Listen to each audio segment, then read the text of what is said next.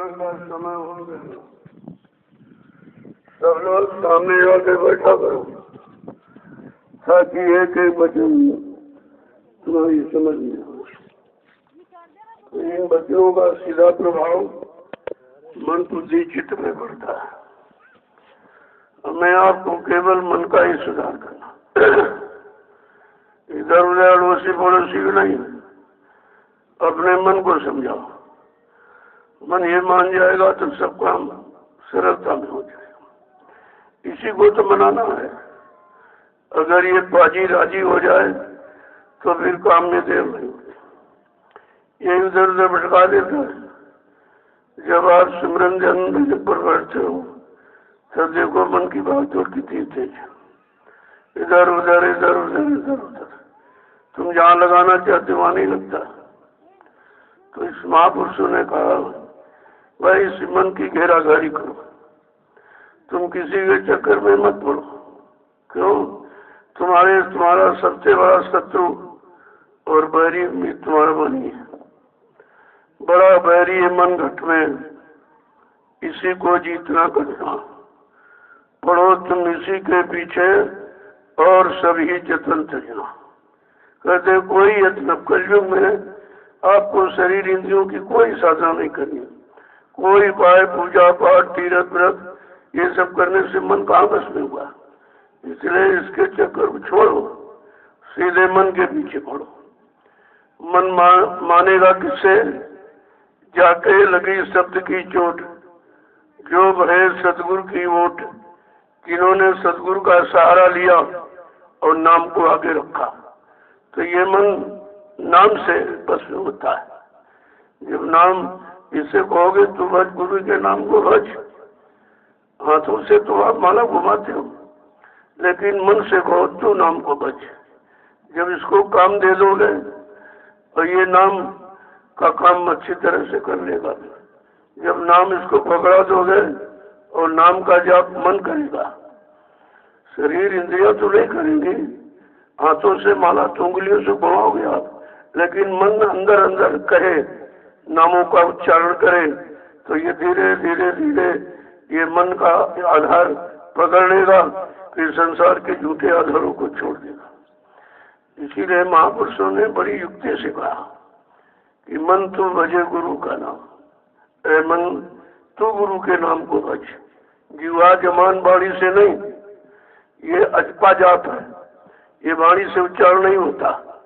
मन को धीरे से लगा दो उसमें, और ये जब नाम का उच्चारण करने लगेगा तो धीरे धीरे इसी का आदि हो जाएगा। फिर उसको नाम का नशा चढ़ जाएगा। जैसे नशा चढ़ा तो सारे भोगों के नशे को भूल जाएगा, और जैसे नाम का नशा चढ़ गया बस काम शुरू हो जाएगा। बिना नाम को पकड़े, बिना नाम को जपे तो काम हो ही नहीं सकता है। जितने युग अभी तक निकल गए पीछे, सतयुग त्रेता द्वापर और 5,500 वर्ष कलयुग के भी निकल गए, लेकिन नाम का आधार किसी ने दिया नहीं।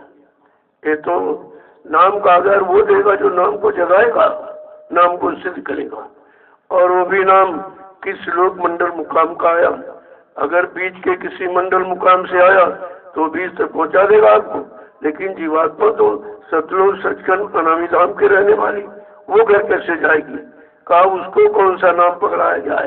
कहा जब उसी लोक मंडल मुकाम से कोई संत सदगुरु आएंगे, वो नाम को सिद्ध करेंगे, नाम को जगाएंगे, वो नाम को पकड़ाएंगे जब, तो उस नाम से मन भी अपने घर घाट पर पहुंच जाएगा और जीवात्मा अपने घर पहुंच जाएगी। ये दोनों काम आपके हो जाएंगे। इसलिए ये जमान बाणी से उच्चारण करने का विषय खत्म, गाने बजाने का ये सब काम कलयुग में खत्म। जितने पहले के साधन सब कलयुग में निषेध कर दिए महापुरुषों ने। क्यों? कि जो शरीर इंद्रियों से और मन को लगाकर जो भी आपने किया वो सब यही का काम था। इसी काल भगवान की गुलामी थी, उसी की दास्ता थी, उसी के काम में हम आप लगे थे, और हमें आपको जितनी शक्तियां वो काल की आई इसी काम में लगा दिया, और दयाल देश की बात में पहुंच नहीं पाई। जब लाख दया कोमल चित संता, जब संतों के हृदय में दया उठी, उन्होंने अपना सतलोक मंडल मुकाम छोड़कर इस मृत लोक मंडल पर आए हम सजीवात्माओं को काल माया के देश में फंसा देखकर निकालने के लिए कि चलो निकलो, अपने घर चलो, तुम्हारा यहाँ कहाँ घर, तुम यहाँ कैसे फंस गए, चलो अपने घर चलो। तब धीरे धीरे धीरे धीरे सत्संग वचनों को सुना कर उन्होंने इस पाजी मन को राजी किया और धीरे से इसको नाम को पकड़ा दिया। जैसे नाम को पकड़ लिया बस ये बदतव्यानी अपने घर तक चलने लगेगा। तो देर तो कुछ नहीं, देर उतनी जितनी मन को हम नाम नहीं पकड़ा पाए। अब आपने माला उठाई तो जवान से उच्चारण कर, नहीं वाणी से नहीं, ये वाणी का विषय नहीं है, ये तो मन का विषय है। इसको इस मन को सुधारने का विषय है ये नाम। जैसे ही आपने माला तो वहां से घूमेगी लेकिन मन अंदर अंदर उस नाम का जाप करेगा। जो नाम गुरु ने दिए वही नाम यानी जीवात्मा को जगाने वाले, परमात्मा से मिलाने वाले हैं और मन को काल माया के भोगों से छुटकारा दिलाकर इसको भी घर पहुंचाने वाले। ये दोनों तरफ का काम होता है। चलो चलो जल्दी करो, देर मत करो, कोई वचन छूट जाएगा फिर आपको मिलेगा नहीं। इसीलिए तो आप सब भूल भुलैया में पड़े हो, तुम पूरा संदेश नहीं सुनते हो। इधर यहाँ आए हो आश्रम में तो ये घर जैसे काम मत करो, पहले सर्वप्रथम बच्चों को सुनो, इसके बाद कोई काम करो। और तुम इधर उधर घर वाली रहने के लिए यहाँ भी करते रहते हो तो तुमको 4 बजे इसीलिए दिखाया जाता कि 2 घंटे का समय आपके बीच में, 2 घंटे में अपनी दैनिक क्रिया शरीर की जितनी वो सब कर लो और भजन भी कर लो और इसके बाद तुरंत सत्संग आपको मिल जाएगा। क्योंकि ये तीनों क्रियाएं आश्रम पर होती और ये कहीं नहीं, सत्संग, सेवा और भजन, और 3 ही रास्ते हैं मन को कंट्रोल नियंत्रण में करने के। वो तीनों रास्ते आपको यहाँ पर कराए जाते हैं कि आपका अभ्यास हो जाए और तीनों रास्तों पर आप चलने लगो तो जल्दी से मन कंट्रोल नियंत्रण में आ जाए और ये काम में लग जाए। वो तो लगा है लेकिन काल के काम में लगा। हमें कहाँ लगाना? दयाल के काम, क्योंकि ये दयाल देश जीवात्मा को जाना है, अब काल देश में रहना नहीं है। जब यहाँ से जाना निकलना है तो तब दयाल की बात को मानना समझना पड़ेगा आपको, तभी तो काम बनेगा आपको। जय गुरुदेव, जय गुरुदेव, जय गुरुदेव, जय गुरुदेव। नाम किसका? जय गुरुदेव। नाम किसका? प्रभु का। जय गुरुदेव। नाम किसका? प्रभु का। प्रभु का प्यारा नाम। सम्राट दाता दयालु पूज्य स्वामी जी महाराज, आज के इस प्रातःकालीन नैमिषारण्य की तपोभूमि पर लघु सत्संग में सम्मिलित होने वाले समस्त सत्संगी प्रेमी, जो बड़ा सौभाग्य का समय होता है जब संत महापुरुषों के वचन सुनने का अवसर मौका मिले, क्योंकि ये वचन तुमको काल माया के जाल से निकाल लेंगे। बाकी जितने वचन आज तक आपने दोहराए हैं, पढ़े हैं, सुने हैं, सुनाए हैं, वो सब काल के थे। इसमें दयाल का कोई वचन नहीं था। जब दयाल आया नहीं तो वचन कौन सुनाएगा आपको? अब दयाल नहीं आया तो दया नहीं मिलेगी, जब दया नहीं मिली तो यहाँ से कोई निकल ही नहीं सकता। दया एक आधार है, दया एक शक्ति ताकत है, दया के एक युक्ति और उपाय है जिसके द्वारा संत महापुरुष जीवात्माओं को जगाकर उनके घर पहुंचाते हैं। अब हमें आपको ये सोचना है कि हम कैसे अपने घर पहुंचे। पहले तो यही नहीं पता कि हम अपने घर में हैं कि पराए घर में, क्योंकि तमाम युग निकल गए। मतलब इसी यहाँ रहते रहते तो हम धीरे धीरे इसी को अपना घर मान लिया, इसी को मान लिया। ये ईंट पत्थर के मकान को हमने अपना घर मान लिया, बस यही से फंसना शुरू हो जाता। जबकि संत महापुरुष कहते रहे भाई तुम्हारा ये घर नहीं है, तुम्हारा घर तो बहुत सुंदर है, अलौकिक है, दिव्य है, प्रकाश में, चेतन में, मतलब यानी ऐसा वो तुम्हारा देश है, तुम्हारा घर वहाँ है। लेकिन ये बात जब भूल गए तो समझ भी जल्दी नहीं आती। धीरे धीरे धीरे धीरे पहले महापुरुषों ने जहाँ तुम फंसे वहाँ का एहसास कराया। देखो काल माया के देश में तुम कैसे फंस गए और अब कैसे निकलोगे? कौन निकालेगा? कौन ले जाएगा? कौन उधर से इधर आया है वो ले जाएगा? बीच का कोई नहीं, क्योंकि जीवात्मा रूहें सब उसी मालिक की, न ब्रह्मा की है, न विष्णु की, न शंकर की, न रामकृष्ण की, न देवी देवताओं की। ये जीवात्मा इनकी किसी की नहीं। तभी तो इनका नाम लेकर के वही पड़े रहे हो, ये भी वही पड़े हो, तुमको भी वही रखे। ना ये निकल पाए न तुमको निकाल पाए। इसलिए हमको तो अपने घर की तैयारी करनी है। अब हम पहले तो घर की पहचान तो करें कि हमारा घर कहाँ है भाई, कैसा है, क्या इससे अच्छा है कि खराब है, कि इससे सुख में है, शांति में है। तो जब धीरे धीरे आप सत्संग वचनों को सुनोगे तो सब समझ में आ जाएगा, ये पराया घर और अपना घर दोनों। तब आप निर्णय लोगे कि नहीं भाई यहाँ तो तकलीफ ही तकलीफ, यहाँ तो बीमारी बीमारी, यहाँ झगड़े झंझट है, यहाँ तो सुख दुख है, यहाँ पाप पुण्य है, यहाँ जन्म मरण है। हमारा देश तो बिल्कुल इनसे रहित, अजर अमर, ऐसे देश की रहने वाली ये चेतन जीवात्मा। जब महापुरुष आए तो उन्होंने सीधे भेद बताया, अपना भेद बताया कि तुम समझो तो भाई एक बीच के लोग की शक्ति तो नहीं आ गई रामकृष्ण की तरह की, तो वही काम करेगी मार काट, फिर मार काट करेंगे तो यहीं पर रह जाएंगे हम।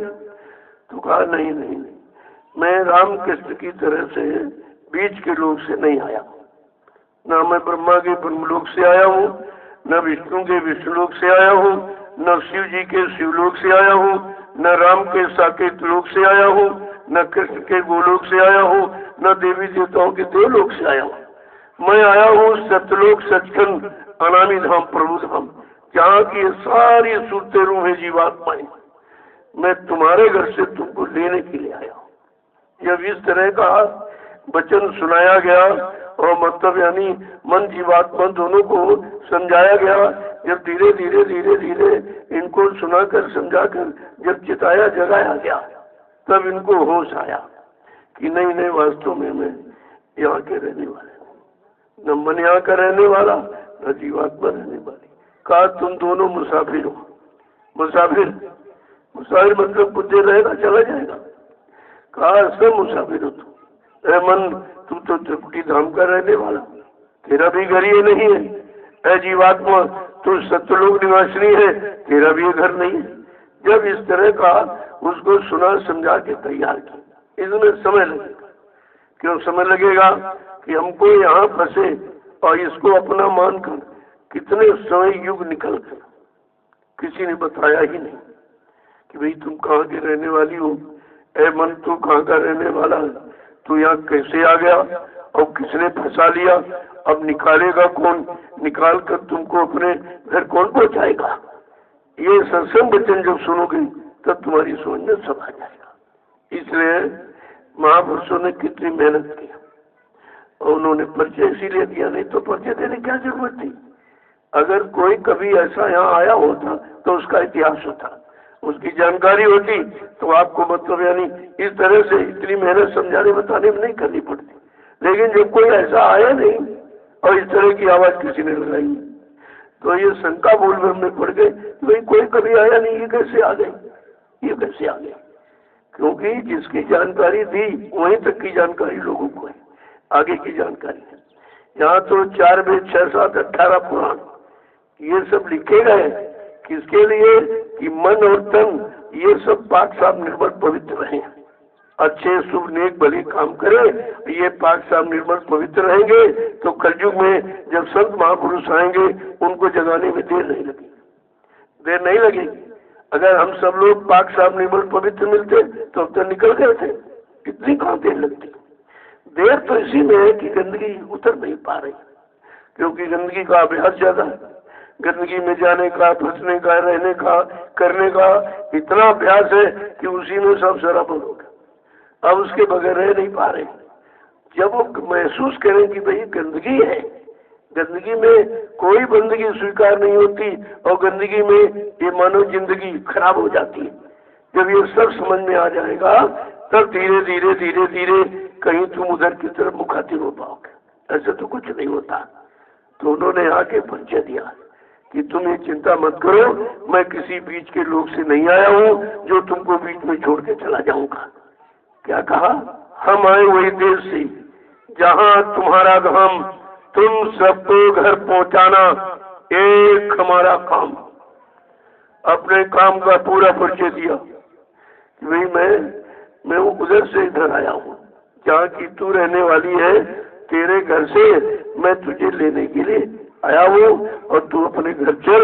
यहाँ तू कहाँ फंसी है और ये कितने दिनों से दुख तकलीफ पा रही, जबकि तू तो कोई सामान का प्रयोग भी यहाँ नहीं करती, काल माया के किसी भोग को भोगती नहीं, कोई सामान का इस्तेमाल करती नहीं, कोई ऐसा कर्म तू करती नहीं, तू क्यों फंसी है?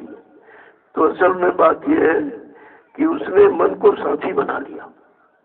जब सतलोक से जीवात्माओं को उतारा गया, जो जब बीच में त्रिपुटी धाम में आई यानी मन के घाट पर, तो मन से कहा चलो हम तुम दोनों नीचे देख के घूम के चले आएंगे और तुमको बिना साथ ली मैं नहीं हूँ। बस ये वचनबद्धता उसकी इन्हीं वचनों में बन गई। और जैसे मनुष्य शरीर में आई तो वो तो घाट पर बैठी, वो दोनों आंखों के मध्य भाग में, ये बिल्कुल बॉर्डर है, यहाँ कोई गंदगी नहीं।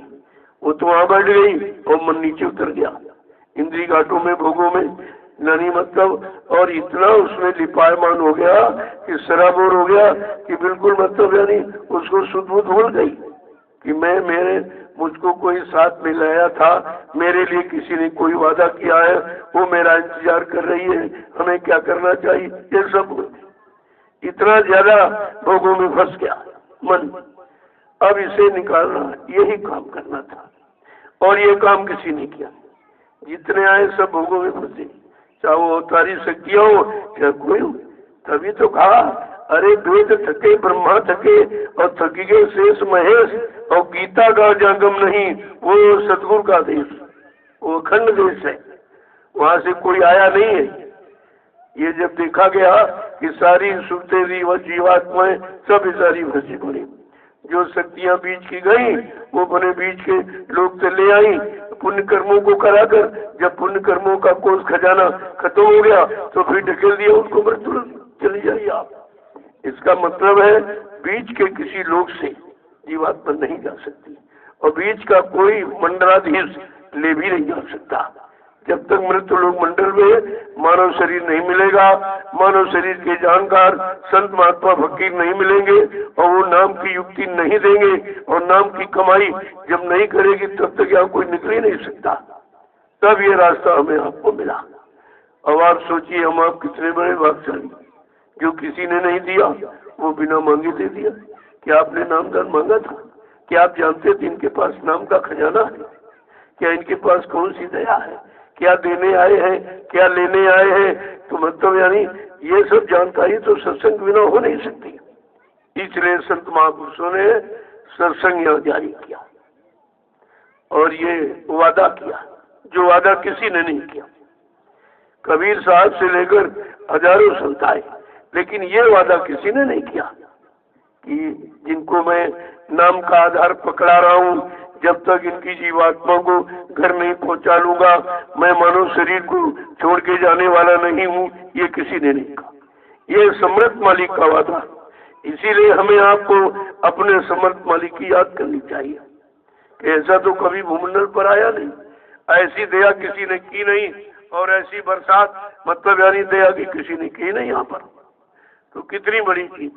उन्होंने कहा अरे भाई नहीं, तुम यहाँ भवसागर में कोई चिंता मत करो, तुमको न कोई ब्रह्मा पहुंचा सकते, न विष्णु, न शंकर पहुंचा सकते, न रामकृष्ण पहुंचा सकते, न देवी देवता पहुंचा सकते।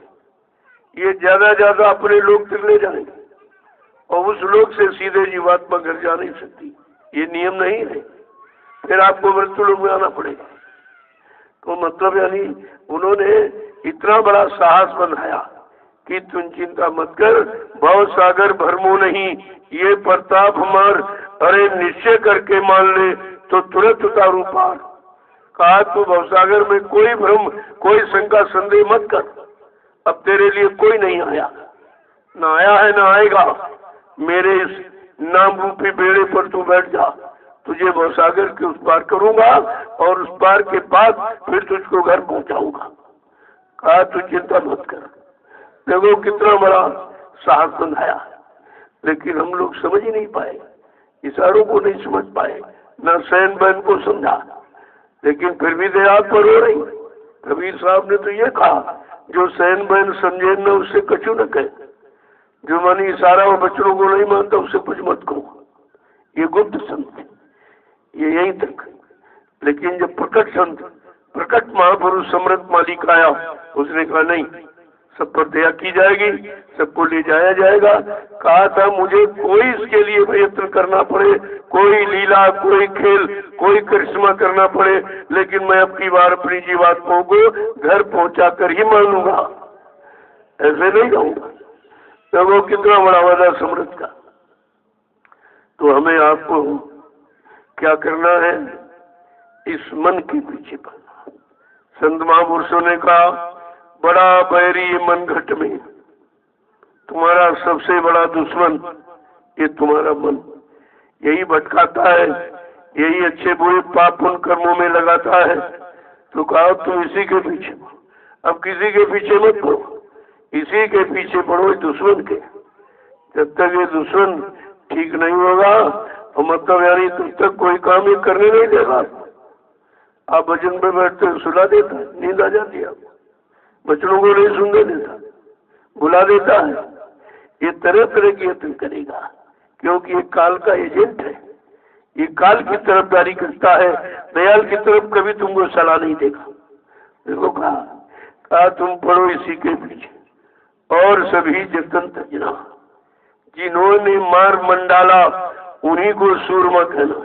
सच्चा सूरवीर कौन है, जिसने अपने बैरी दुश्मन मन को मार दिया। अरे भाई, बैरी को मार दे तो तभी तो आप शांत हो जाते हो। अब यही नहीं पता हमारे दुश्मन को, कभी कहते पड़ोसी खराब, कभी ये खराब, कभी वो खराब, कभी वो खराब, तो ये कभी नहीं कहते अरे नहीं भाई हमारा मन ही खराब है, ये खराबी क्यों सोचता है, ये बुराई की तरफ ज्यादा क्यों जाता है, बुराई को जल्दी क्यों पकड़ता है। इसी का हमें आपको सर्वप्रथम ध्यान रखना है। अब इसी मन के पीछे पड़ जाओ, देखे कैसे नहीं आएगा। तो पीछे कैसे पड़ोगे, अरे भाई दुश्मन को मारना तो बगैर औजार के थोड़ी मार दोगे। और मन का औजार क्या है, नाम शब्द, ये औजार है, इससे मन का मूर्छित हो जाता है।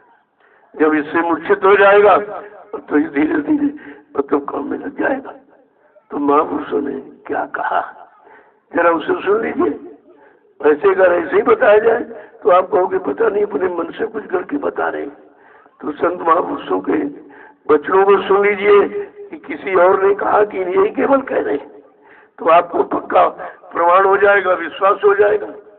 तो धीरे से समझाकर क्या कह रहे हैं उसे आगे सुन लीजिए, तो आपकी समझ में सब आ जाए। जय गुरुदेव। मन तू भजो गुरु का नाम, मन तुम भजो गुरु का नाम, मन तुम भजो गुरु का नाम, मन तुम भजो गुरु का नाम। देखो संत महापुरुष क्या कह रहे हैं समझा के, ऐ मन तू अब इस गुरु के द्वारा दिए नाम को बच। जो गुरु ने नाम दान दिया है, नाम दिया है, का उनको तू बच। अब भोगों को भजना बंद कर दे, काल के सामान की यादगार खत्म कर, अपने घर चलने की तैयारी कर, तो तू नाम को बच।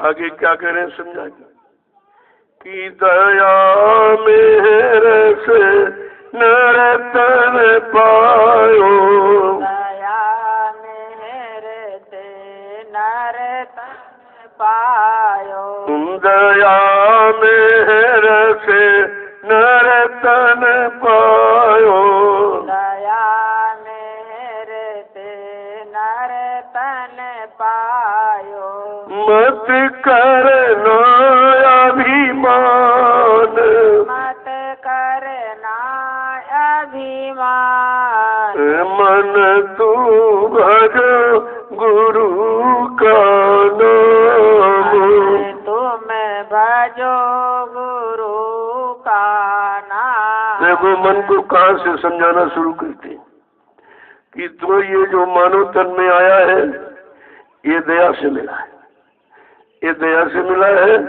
और अपने को यहाँ से निकालने के लिए मिला। तो कहते हैं कि दया मेहर से नर्तन पाए। तो अहंकार अभिमान मत करना कि हमको ऐसे ही मिल गया, ये दया और कृपा हो गई तो आपको मिला। बड़े भाग्य मानुष तन पावा, सुर दुर्लभ सदग्रंथन गावा। का बड़ा भाग्य है उनका जिनको अब की बार मानो ये मनुष्य मंदिर बना है, ये असली मंदिर है। वो ईंट पत्थर वाला तो नकली आपने बनाया, उसमें न कभी भगवान न देवी देवता कोई कभी आए नहीं थे, क्योंकि वो उनके रहने का नहीं है, वो उनकी यादगार का है। इसमें बैठकर ईंट पत्थर वाले में और ये मनुष्य मंदिर नहीं ईंट पत्थर वाला बनाया, वो तो ईंट पत्थर वाला मनुष्य ने बनाया और ये मनुष्य मानव मंदिर का भगवान ने बनाया। वो इंसान का बना, ये भगवान का बना। अब आप यही नहीं निर्णय ले पाए कि वो अपने वाले में रहेगा कि तुम्हारे वाले में, ईंट पत्थर वाले में रहेगा कि इसमें रहेगा। और इसमें तो उसने प्रमाण दिया है कि अपनी चेतन मूर्ति जीवात्मा को इसी में बैठा ला और उसमें कोई नकली मूर्ति खरीद के ले आते हो।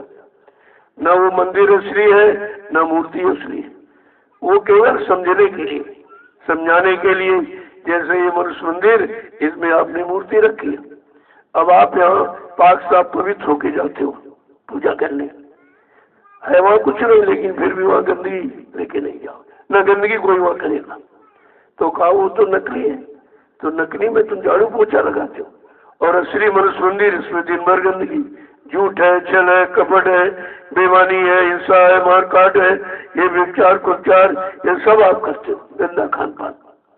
तो जिसमें परमात्मा की मूर्ति बैठी जीवात्मा, आप उसको गंदा करते हो, और जिसमें कुछ नहीं है नकली उसमें सफाई करते हो।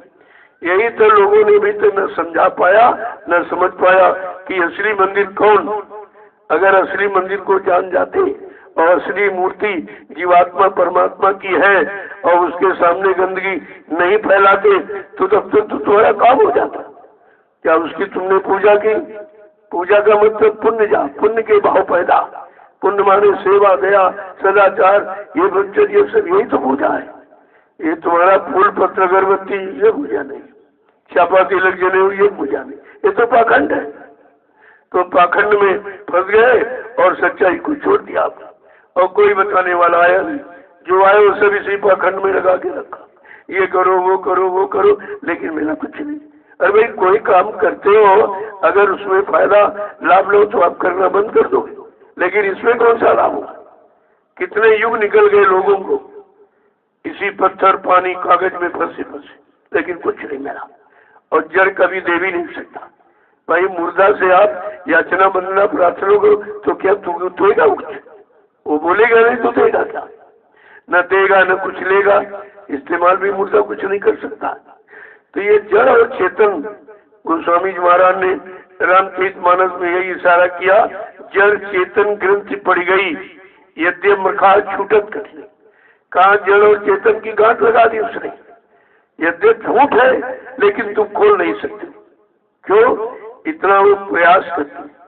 छोरन ग्रंथ जानी खगराया, विघ्न अनेक करे तब माया। जब इस गांठ को खोलने का प्रयास करोगे तो माया तरह तरह के प्रपंच यानी अटकले दिक्कतें पैदा करेगी, कि वो जानती है गांठ के खुलते ही स्वतंत्र आजाद हो जाएगी, अपने घर चली जाएगी, फिर मेरा शासन किस पर होगा। लेकिन महापुरुषों ने यह भी कहा, छोरन ग्रंथि पाए जो कोई तब यह जीव कृतार्थ। जिस किसी को ये जड़ चेतन की गांठ खुलने की युक्ति, ये नामदान ये काम करता। नामदान इसी काम के लिए देगा कि जड़ चेतन की गांठ को खोल देगा और धीरे से चेतन जीवात्मा को निकाल करके चेतन देश ले जाएगा। तो कम से कम ले कौन जाएगा? कहते चेतन नाम ले जाएगा। नाम चेतन कौन होता है? जो जगाया जाता, जो सिद्ध किया जाता। अब तुम तो पुराने नामों को पढ़ो, याद करो, जो काम करके चले गए उनसे आपका काम नहीं होगा।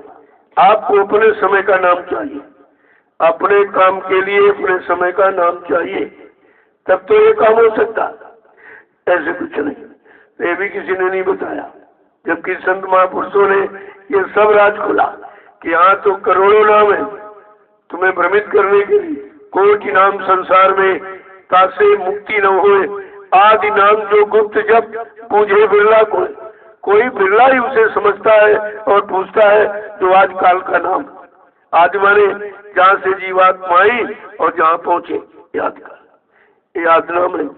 तो उन्होंने स्पष्ट करके कहा कि भाई जो नाम आए उनका काम अपने अपने युग का था, वो अपने युग के जीवों के लिए आए और जो जिन्हें जगाया और वहाँ काम करा के वहाँ उनको पहुँचाया। लेकिन जीवात्मा तो सत्वलोक निवासिनी है, जब तक सत्वलोक सत्क्षण अनामी धाम प्रभु धाम से कोई महाशक्ति नहीं आएगी, नाम को नहीं जगाएगी, नाम को सिद्ध नहीं कराएगी और नाम का प्रचार करा के जीवात्माओं को नाम के द्वारा जगाएगी और नाम डोर शब्द डोर पकड़ा कर और नाम जहाज पर बैठा कर इनको इनके घर पहुंचाएगी। ऐसे कोई जीवात्मा नहीं जा सकती। ये जानकारी महापुरुषों ने दी, लेकिन हम वहाँ बचना नहीं सुनते। जब यहाँ सत्संग में आते थे तो टहला करते, वो खाने पीने में लग जाते। अरे ये काम घर में करना, यहाँ जिस काम के लिए वो पहले को और एक एक बच्चों को एकदम पी के जाओ यहाँ से कि वो निकलने न पावे, तभी तो बात समझ में आती है। ऐसे इतनी जल्दी कैसे समझ में आई? अब देखो समझा के किस तरह के क्या कह रहे हैं कि एक दिन खाली पड़ा रहेगा, एक दिन खाली पड़ा रहेगा, एक दिन खाली पड़ा रहेगा, एक दिन खाली पड़ा रहेगा, जाए बसे शमशान, जाए बसे शमशान, मन तू हर गुरु का नाम, मन तुम भजो गुरु का नाम। जिस शरीर पर तुम घमंड करते एक दिन ये भी खाली रहेगा, ये भी खाली पड़ा रहेगा। तुम्हारे परिवार को लोग जिनको अपना बनाया ये क्या करेंगे? बड़ी बेरहमी के साथ नंगा करके तुमको शमशान भूमि पर ले जाए और जला करके राख करते या गड्ढा खोद के गाड़ देंगे। इस शरीर की ये कीमत है कि आप जिस शरीर के लिए रातों दिन आप प्रयास करते रहते हो, इसी को खिलाने पिलाने सजाने में सारा समय खराब कर देते हो और देखिए इसकी दशा क्या है। ये सबकी दशा यही हुई। कोई सामान लेने कपड़ा नहीं लेने दिए, अभी तो तुम सजा रहे हो, लेकिन फिर तो नंगा करेंगे। कहते नहीं ये नंगा पैदा हुआ था, यहाँ से कोई चीज लेके नहीं जाए। अकेले आया था, कोई रिश्ते नाते कोई बाल बच्चे पति पत्नी लेके नहीं जा सकता। ये सब हिदायत है उसकी। तुम नंगे आए थे नंगे ही जाओ। मैंने यहाँ फंसाने के लिए अपना सामान दिया, अब मेरा तुम जा रहे हो मेरा सामान दे दीजिए, सब ले लेगा। जमीन दुकान मकान पति पत्नी बाल बच्चे धन दौलत सब आपका छीन लेगा और रखवा लेगा। कहा जाइए नंगे, जैसे आए थे वैसे चले जाओ। बाद में कहते बहुत पछताना होगा, लेकिन अब पछताए उनका जब चिड़िया चुन लेंगे। सारा समय निकल गया और चिड़िया माने भोगों ने इस शरीर को चुन दिया, सब शक्ति छीन कर दी और निकाल लिया और मिला आपको कुछ क्या मिला। वैसे जब जवानी में तो आप अहंकार करते हो, कहते हम भोग भोगने आए हैं, और 60-70 के बाद क्या कह रहा? भोगों ने हमको ही भुगत दिया। कहता भोग भोगने आए बड़े गरूर घमंड में, अब क्या कह रहा 70 साल में? कहता अरे नहीं भोगों ने हमको भुगत दिया। तो जवानी की शक्ति ताकत को जो आपने खर्च किया बर्बाद किया, उसके बदले क्या मिला? बुढ़ापा। ये बुढ़ापा आपको मिला। अगर जवानी की शक्ति ताकत को आप इस नाम की कमाई में लगा देते तो तुम्हारा काम हो जाता। लेकिन जब नाम को जगाने वाले नाम को देने वाले जब आए नहीं और आए हमने आप उनकी सुनी मानी नहीं, तो समय से बेकार निकल गया। तो क्या कह रहे हैं? जिस शरीर पर तू गरूर घमंड कर रहा है वो एक दिन खाली पड़ा रहेगा। कोई जितने तुम्हारे चाहने वाले हैं वो सब उसको देखेंगे, कहेंगे जल्दी करो इस पर पर्दा डालो, इसका शरीर मुख देखा नहीं जा रहा, बड़ा भयानक लग रहा।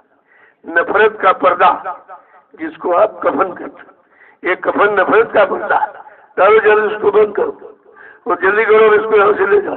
अब ये मतलब यानी ये रहने लायक नहीं है, घर से बाहर ले जाओ, न घर में कोई रखेगा, न दरवाजे पर, न गांव मोहल्ले में कहीं तुमको रहने नहीं दिया जाएगा। तुम्हारे शरीर को ले जाएंगे शमशान भूमि पर, लकड़ियों पर रख के जला के रखा, सारी लीला खत्म।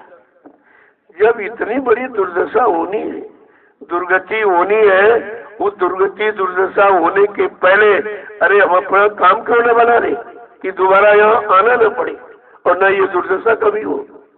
इसी बात को महापुरुष बताने आए हैं और आपको इसी दुर्दशा से बचाने के लिए और यहाँ से निकालकर घर पहुँचाने के लिए आए, लेकिन उनकी बात समझ में नहीं आती।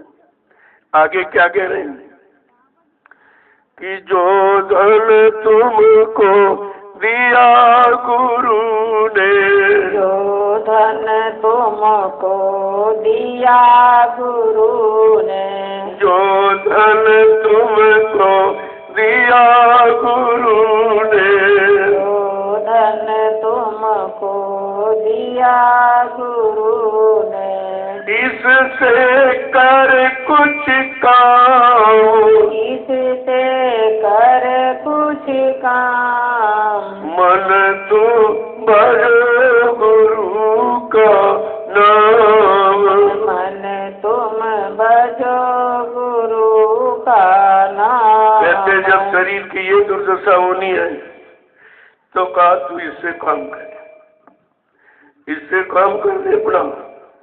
क्या काम? अभी इस शरीर से तुम दाम की कमाई करते हो, रुपया पैसा कमाते रहो तो यही रहेगा। कहा तू नाम धन की कमाई कर, इस नाम धन में कोई बंटवारा नहीं कर सकता। इन नाम धन को न चोर चुरा सकता है, न अग्नि जला सकती, न पानी बहा सकता, न हवा उड़ा सकती। ऐसा कर मूलक। कहा तो इस धन से अब कुछ काम कर ले।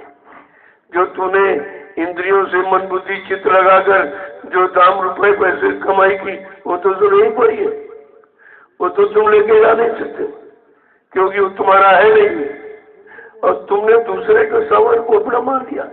यही भूल भरम है।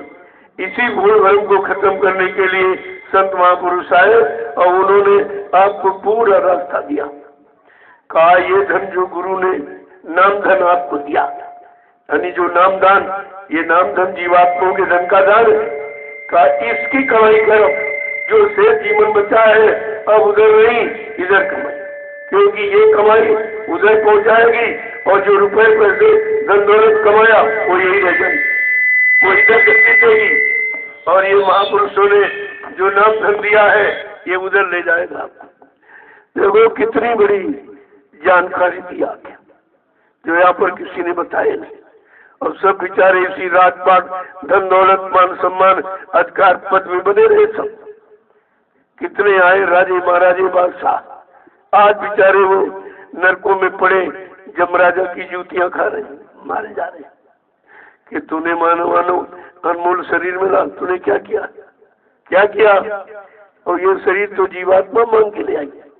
जीवात्मा ने जब मांगा तब पूछा गया भाई शरीर को मांग के क्या करोगी। कहा इस शरीर से हम दिन रात अब प्रभु का भजन करें, प्रभु का। और प्रभु नाम कभी आया नहीं था तो भजन इसीलिए कभी किया नहीं गया।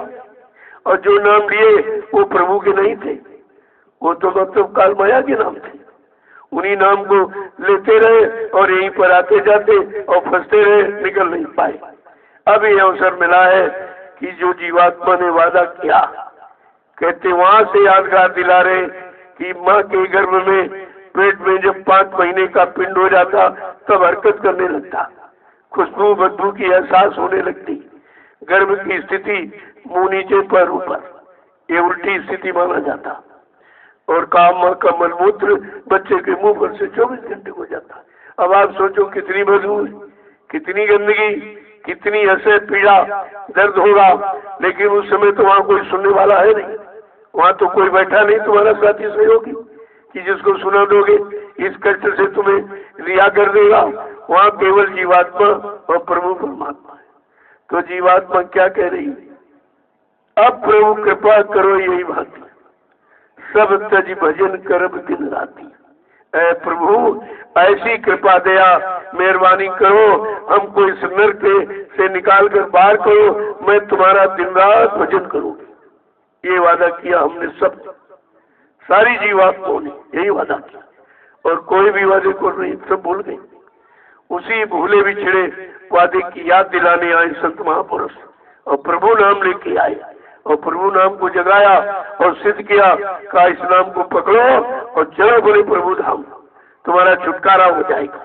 फिर तुमको इस मृत्यु मंडल में कर्मों के जाल में कभी नहीं आना, इन योनियों शरीरों में भी कभी आपको जन्म नहीं लेना, सीधे अपने घर चले जाओ।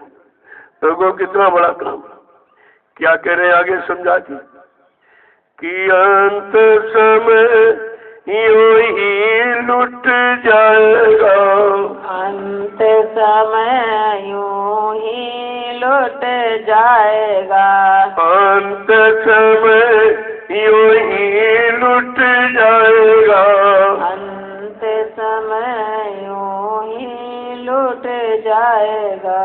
संग न जाए छदाम, संग न जाए छदा, मन तुम भजो गुरु का नाम, मन तुम भजो गुरु का नाम। कहते आखिरी समय में लुट जाएगा। लुटाना जब से पैदा हो तभी से लुटाना शुरू कर दिया, क्योंकि लुटाने वाले सब यहाँ रहे, कोई संभाल करने वाला तो नहीं है, रक्षा करने वाला, हिफाजत करने वाला तो यहाँ कोई रहा नहीं। तो कहा अंत समय तक तू अपने आप को लुटा देगा, तेरे पास कुछ नहीं बचेगा, एक छदाम भी नहीं, यानी एक नया पैसा भी नहीं ले जा सकता। कहा ये सब होगा तो उस चलो एक बार लुट जाए, अरे दोबारा ऐसा अवसर न तो दोबारा यहाँ आना न हो इन जन्म मरण के चक्कर में, तो कौन लूटेगा, कौन मारेगा हमको। तो कितनी बड़ी बात कह रहे हैं कि अंत समय यूं ही लूट जाएगा और संग जन्ना जाए छदाम। जो तू रात दिन पैदा करने पड़ा, ये पैदा कर ले, ये इकट्ठा कर ले, जमीन बना दे, दुकान बना दे, मकान बना दे, रुपया पैसा धन दौलत सोना चांदी इकट्ठा कर दे, कहते ये क्यों इकट्ठा कर रहे हो जब तुम्हारे साथ एक छदाम यानी एक पैसा भी जाने वाला नहीं। तो इसमें समझ क्यों खराब कर रहा। लेकिन ये समझ में आ जाएगा इतनी जल्दी, काल का घेरा, काल के कर्मों का जाल, ये समझना बड़ा मुश्किल है।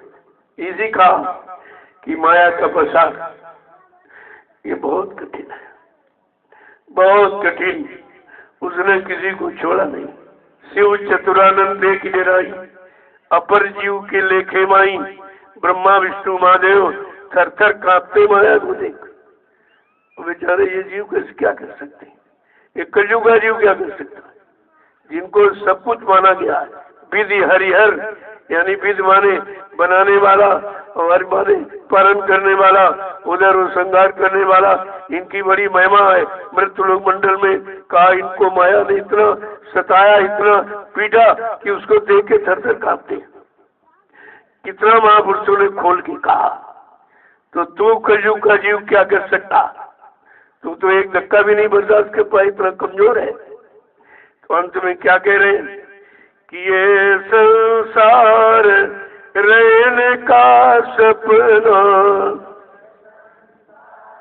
रहने का सपना, ये संसार रहने का सपना, ये संसार रहने का सपना, आए किया विश्राम, आए किया विश्राम, मन तू भजो गुरु का नाम, भजो गुरु का नाम। कहते ये संसार रहन का सपना, जैसे रात में आंख बंद हो जाती है, आप सो जाते हो, तमाम सपने देखते रहते हो, और आंख खुली अपना सपना कुछ धोखा था।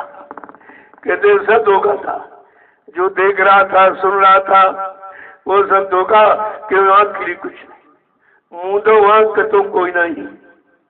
इसी तरह से जब शाम को आंख बंद करते हो, ये सपना सब आता है, ये बताता है कि देखो हम दिखाएंगे सब और सुनाएंगे सब, लेकिन मिलेगा कुछ, देंगे कुछ नहीं तुमको। कहा ये सपना है, वो सोने का सपना, ये जागने का सपना। तुम जाग कर जो इकट्ठा कर रहे हो, राज मिल गया, पाठ मिल गया, धन मिल गई, दौलत मिल गई, औरत मिल गई, पति मिल गया, बच्चे मिल गए, अरे कैसे सपना है, क्योंकि ये भी तुम्हारे साथ नहीं कुछ जाएगा। उधर सोने पर सपना, इधर जागने पर ये सपना ही, ये तुम्हारे यहाँ कुछ लगने वाला है, लेकिन इसी में फंसे पड़े। ये मैं चैन नहीं लेने देता। जब तुम घर में थे कहता था चलो चलो सत्संग चलो, सत्संग चलो। अब क्या कहते, चलो चलो घर, चलो घर, चलो घर। न वहां रहने दिया, न यहाँ रहने दे रहा। इसी में निर्णय आपको लेना चाहिए। अभी यही मन कह रहा सत्संग चलो, सत्संग करो, अब यही मन कह रहा नहीं घर चलो, घर चलो। जिस घर में अगर होता सुख शांति तो यहाँ फिर क्यों आते? यहाँ मन क्यों लेके आया? और ये कि रहने यहाँ भी नहीं देगा तुमको, कि वो भी कहता अगर यहाँ ठहर जाएगा तो फिर हमको सतगुरु की बात माननी पड़ेगी, उनके अनुसार चलना पड़ेगा, फिर हमको भोगों से निवृत्ति लेनी पड़ेगी। तो मतलब यहाँ से आपको भगाएगा, फिर जबरदस्ती चलो चलो जल्दी करो, वहाँ ये बिगड़ रहा, वो बिगड़ रहा। अरे जब चले थे तब क्या था? तभी तो खेत दुकान मकान दफ्तर था। उस समय क्यों कहा उसने बेचारी चलो चलो चलो सत्संग चलो, सत्संग चलो। अब यही मन कह रहा नहीं नहीं घर चलो, घर चलो, घर चलो।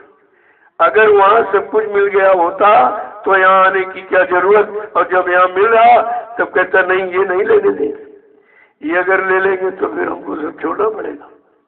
उसको बड़ी बेचैनी होती है। लेकिन तुम्हें तो स्थिर प्रज्ञता होनी चाहिए, यानी तुम्हें तो संकल्प मिलना चाहिए, नहीं जिस घर में कुछ नहीं था तब यहाँ आए हैं, अब यहाँ सब कुछ मिल रहा, अब यहाँ से सब कुछ लेके जाएगा, ऐसे नहीं। तो जब आए हो, किराया भाड़ा खर्च किया, समय खराब किया, तो सत्संग सुन के जाओ, सुन के जाओ।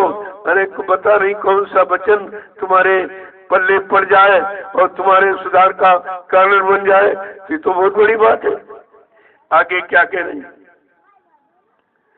कि 4 दिनों के सब संगी हैं, 4 दिनों के सब संगी हैं, 4 दिनों के सब संगी हैं, 4 दिनों के सब संगी हैं। अंत न आवे काम, अंत न आवे काम, मन तो भजो गुरु का नाम, मन तुम भजो गुरु का नाम। देखो कैसे समझा रहे हैं ये, जिनको अपना मन 4 दिन के साथ। 4 दिन का मतलब 4 अवस्थाएं शरीर की, बचपन, किशोरा, जवानी और बुढ़ापा। कहते बस इसी में ये साथ तुम्हारा खत्म, इसी में साथी बनेंगे, अपना काम निकालेंगे, अपना स्वार्थ हल करेंगे और अंत में धक्का मार देंगे, क्योंकि उस समय काम करने के लायक काम नहीं। तो तुम्हारे शरीर से अगर प्रेम होता, शरीर तो भी है, फिर क्यों नहीं? कहा नहीं, शरीर से जो तुम कमाते थे वो कमाई का प्रेम था। अब वो कह रहा भाई कमाने वाला चला गया। देखो कितनी बड़ी बात। एक महात्मा थे, वो जंगल में रहते थे। एक गृहस्थी वाला आया तो बाजार से सामान लेके आ रहा था, तो देखा कि महात्मा सत्संग कर रहे। देखा अभी समय, चलो लो यहीं बैठ जाए। वहीं वो बैठ गया। जब वो बैठ गया हुआ तो महात्मा जी उस समय दृष्टांत यही दे रहे थे कि कोई किसी का नहीं, तुम्हारा यहाँ कोई संगी साथी नहीं। तो खड़ा हो गया, कहते महाराज तो आज झूठ बोलते हो, हमारी स्त्री बगैर हमारे भोजन नहीं करती, बगैर हमारे रह नहीं सकती। कहा नहीं नहीं बच्चा, ऐसा नहीं है। वो मानने को तैयार नहीं। कहा अच्छा ऐसा करो, तो हमारे यहाँ आओ, हम तुमको एक युक्ति सिखा देंगे। कहा ठीक। उसने जाना शुरू कर दिया। तो महात्मा जी ने उसको प्राणायाम की क्रिया सिखाना कि प्राण को ब्रह्मांड में खींच के रोकने की क्रिया प्राणायाम धीरे धीरे धीरे धीरे साल 2 साल 4 साल में उन्होंने पूरा सिखा दिया। अब उसको 2 से 3 4 घंटे प्राणों को ब्रह्मांड में रोकने की मतलब यानी शक्ति बन गई उसकी। तब एक दिन कहा अब तुम जाओ यहाँ से अपने घर और दिन से पहले अपनी स्त्री से कुछ बातचीत करना, इसके बाद आराम से गिर जाना, ऐसे आंख पर फैला देना और फिर प्राणों को खींच के ब्रह्मांड में कर देना। कल ऐसे क्या, कल तुमको पता चल जाएगा तुम्हारा कौन है। तो उसने महात्मा जी की बात मान ली। तो दोपहर का समय घर था और पत्नी खाना बना रही थी, तो उसने कुंडी खटखटाई, भाई खोलो खोलो। तो खोल करके अपना फिर खाना बनाने लगी और वो धीरे धीरे वहाँ खड़े रहे, तमाम तरह की बातें, ये बातें वो बातें, और अंत में फट से धड़ाम से गिरे और गिर करके ऐसे हाथ पर फैला दी। और बड़ी आश्चर्य करी कि अभी तो अच्छे भले आए, बात करे तो क्या हो गया। अब उन्होंने तो प्राण को यहाँ खींच लिया। अब ये तो बात किसी को मालूम नहीं थी। वो फट से आस पास मोहल्लों में सबको बुलाया, कोई झोला छाप डॉक्टर साहब तब वो आया, कहा भाई देखो उनको क्या होगा। अब यहाँ पकड़ रहा, यहाँ पकड़ रहा, वो तो यहाँ है, यहाँ की किसी को मालूम नहीं। कहते भाई ये तो खत्म हो गए, ये खत्म हो गए। कहा जल्दी करो, थोड़ा दिन रह गया है, अब जल्दी करो। तो फट से मतलब यानी अब तैयारी होने लगी, सब कफन आ गया, सामान आ गया, टिकटी बन गई और तैयारी करो। भाई ये बताओ कफन कैसे लपेटा जाए, इनके हाथ तो ऐसे, कल ऐसे लपेट दो, ऐसे लपेट दिया। और जब लेके चलने लगे तो दरवाजा तो सकरा, यहाँ तरने लगे। तो कहा भाई लाओ फावड़ा लाओ, दरवाजे को गिरा, उसको चौड़ा करो। तो स्त्री क्या करी, नहीं नहीं ये काम मत करो, मैं तुमको बताऊंगी। तो फट से एक चारा काटने वाली गलासा दिया, कहा इनके हाथ काट दो, ये हाथ काट दो इनके और मतलब निकाल दो। अब ये बनाने वाला जा रहा है तो हमारा ही बना क्यों बिगाड़ रहे, ये तो बना नहीं सकता, ये तो जा रहा हूँ, अब हमारा बना मत बिगाड़िए। अब वो सुन रहा अंदर में सब। तो चारा काटने वाली गलासा ले आई। जैसे लोगों ने सोचा चलो भाई इनके हाथ काटे जाए, वैसे वो फट से उठा, वैसे झटका मारा और रस्सी फंसी सब टूट गई और कफन को लपेट करके और भगा महात्मा जी के पास। कहना आप बिल्कुल सही कह रहे थे, आप जरा चूक जाता तो औरत हाथ काटवाती थी। कहना नहीं नहीं, अरे मैं समझ गया, बिल्कुल आप सच कहते, कोई किसी का नहीं। तब बात समझ में आती है जब महात्मा प्रैक्टिकल दिखा देते, तब उसकी समझ में आया कि वास्तव में कोई किसी का, सब अपने अपने मतलब के साथी। तब कहते भाई संगी साथी गुरु को लेना, भेद उन्हीं का जाना है और सूरज शब्द का साधन करके अपने घर चल जाना है।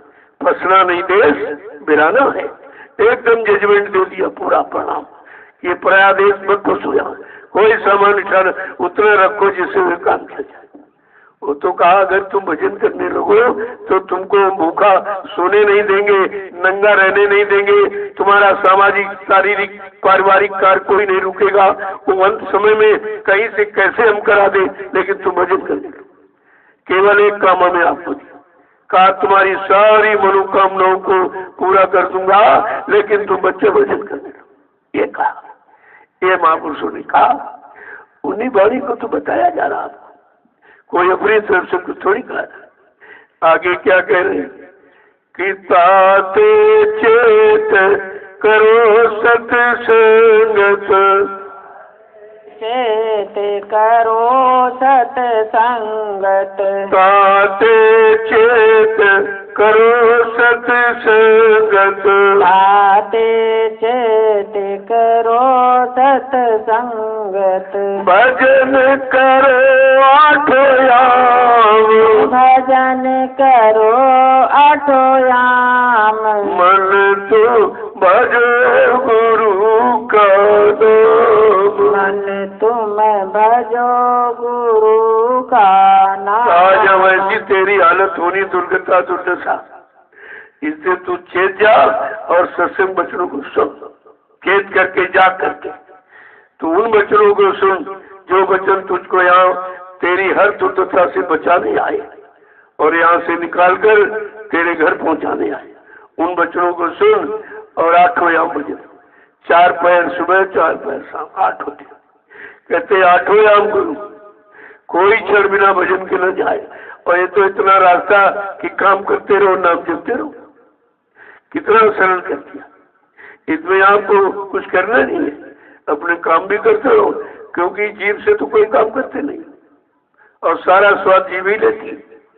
तो इससे नाम का जाप कराओ, ताकि ये यानी वो समय वो नाम वर्णात्मक, ये वर्णात्मक नाम वाणी से उच्चारण करो, और दुनिया तो यार अंतरात्मा से, वो अंदर से बिना जपे जाओ।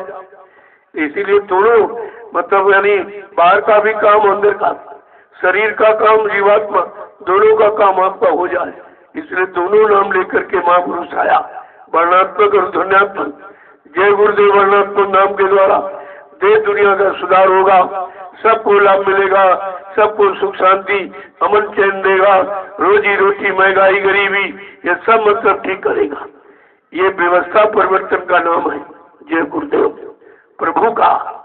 और वो 5 नाम, वो ध्वनि का सुना जो जीवात्मा का विषय है, आधार है, वो नाम जीवात्मा को पकड़ा के उसको घर पहुंचा दिया जाएगा। मैं जहाँ से दोनों काम हो रहे, आपकी सोच में एक भी काम अभी नहीं आ रहा। आगे क्या कह रहे हैं कि यही भजन तेरे संग चलेगा, यही भजन तेरे संग चलेगा, यही भजन तेरे संग चलेगा, यही भजन तेरे संग चलेगा, पावेगा आराम, पावेगा आराम, मन तुम भजो गुरु का नाम, मन तुम भजो गुरु का नाम। कहते जो शरीर इंद्रियों से कमाया वो तो यही छूट गया, लेकिन ये भजन तेरे साथ जाएगा। तेरे साथ केवल भजन यानी नाम की कमाई, ये तेरे साथ जाएगी। इसलिए कहा यही भजन तेरे संग चलेगा और पाएगा आराम। अगर आराम विश्राम सुकून शांति पानी है तो नाम की कमाई कर और चल, हमेशा के लिए आराम विश्राम हो जाए, फिर कभी इधर नहीं आना पड़ेगा। आगे क्या कह रहे हैं कि दया मेहर सतगुरु की लेकर, दया मेरे सतगुरु की लेकर, दया मेहर सतगुरु की लेकर, दया मेरे सतगुरु की लेकर, चढ़ो त्रिकुटी धाम, चढ़ो त्रिकुटी धाम, मन तो भजो गुरु का नाम, मन तू भजो गुरु का कहते हैं नाम की नाम। कमाई तुम अपने बल भरोसे नहीं कर सकते। दया मेहर सदगुरु की लेकर, जो समृद्ध दाता दयालु आए हैं जीवात्मा के लिए, उनसे दया ले। दया का मतलब याद, याद का उल्टा दया। उनके वचनों को याद करो, उनके हुक्म आदेश का पालन करो, और नाम की कमाई सुबह शाम आत्मा के घाट पर मन बुद्धि चित्त के रूप में करो, तो उनकी दया मिले। वो दया से काम होगा। कलयुग में क्रिया साध्य नहीं, कृपा साध्य। क्रिया तो आपको दे दी गई, नाम गान मिल गया तो किसी ने काम कर पाया, कहते नहीं, दया से काम, कृपा से काम होगा। तो कह रहे कि यही भजन तेरे संग चलेगा। अगर तू अपने साथ को ले जाना चाहता है तो ये भजन जाए, बाकी सब और तुम इन्हीं दुनिया के कामों में लगे, ये चुनो वो चुनो, ये बन जाए वो बन जाए। अरे बन नहीं जाओगे, बिगड़ जाओगे, बिगड़ जाओगे, पाप कर्मों को बोझा भारी हो जाएगा, फिर आपको यहाँ कितने जन्म लेने पड़ेंगे। ये बिल्कुल सब बेहोश है, सब इधर ही की तरफ भाग रहे, ये चुनो वो चुनो, ये पद वो पद। अरे तुझे मालूम है अगर तुझे सतगुरु पद और प्रिया पद मिल जाए तो इससे बढ़ के कौन सा पद है? असली तो ये कहते कि दया मेहर सतगुरु की लेके चलो त्रिकुटी धाम। यानी मन का जहाँ स्थान, जहाँ जीवात्मा बैठी मन का इंतजार कर रही, कहा वहां चलो, ये यहाँ पर मत चलो, यहाँ नीचे से निकल गए। आगे क्या कह रहे हैं कि काल कर्म के बंधन छूटे, बंधन छूटे, काल कर्म के बंधन छूटे, काल कर्म के बंधन छूटे, मिले पुरुष सतनाम, मिले पुरुष सतनाम, मन तो भज गुरु का नाम, तुम भजो गुरु का नाम। कहते जब नाम की कमाई करोगे तो काल माया के जो बंधन लगा के फंसाया कर्मों के जाल में, का वो सब छुटकारा हो जाए, ये सब बंधन टूट जाएंगे और तुम स्वतंत्र हो जाओगे। लेकिन बगैर नाम की कमाई करे बंधन नहीं कटेगा। तुम नाम की कमाई, तुम तो नाम की कमाई करते और बंधनों को मजबूत कर रहे हो और फंसने के जाल को बढ़ा रहे हो, कटाने का तुमको कहाँ मालूम है। और इसी में बड़े खुश है सब, उनको बेचारों को ये भी नहीं होश है कि हम किसका काम कर रहे हैं, ये काल का काम कर रहे, किसी हल्का काम कर, हम यहाँ से निकलने जाने की तैयारी कर रहे, यहाँ निरंतर फंसने की तैयारी करें। एक तो परिवार में फंसे थे, कहा नहीं प्रधान बन जाऊँ तो गांव भर में फंस जाएगा, सारे गांव में फंस जाएगा।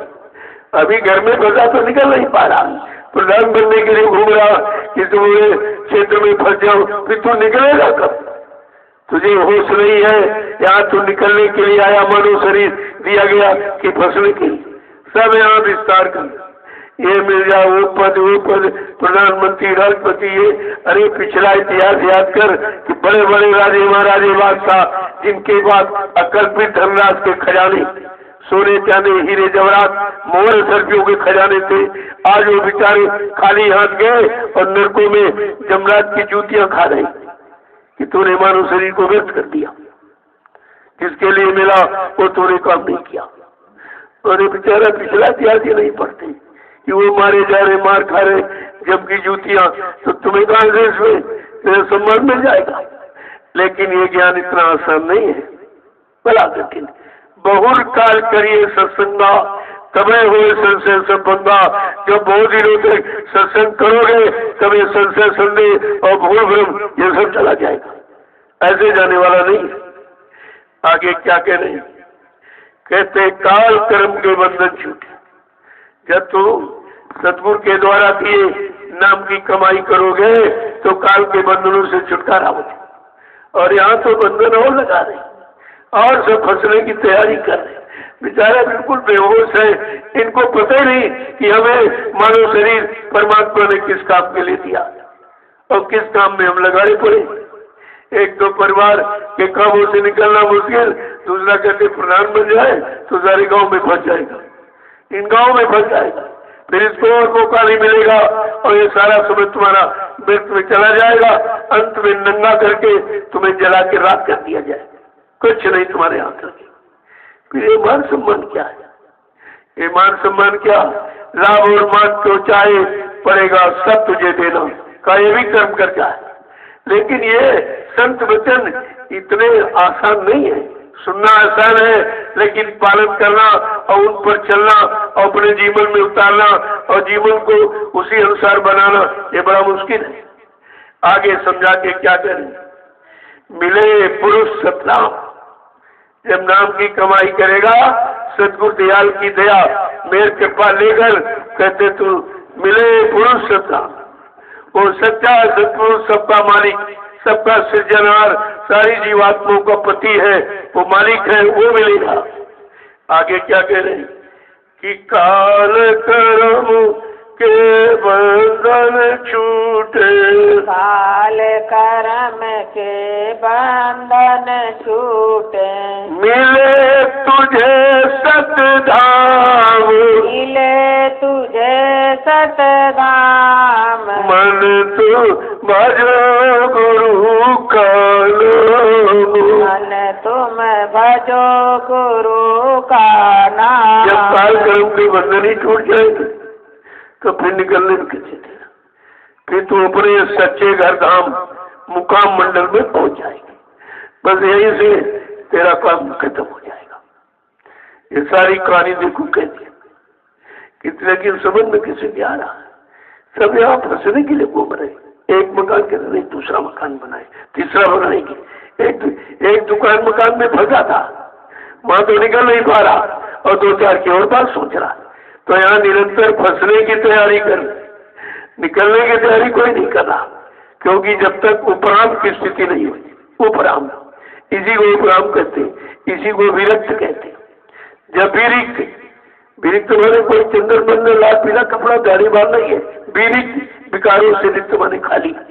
जब संपूर्ण विकारों से अपने आप को खाली कर लो, वो विरक्त कहलाता है।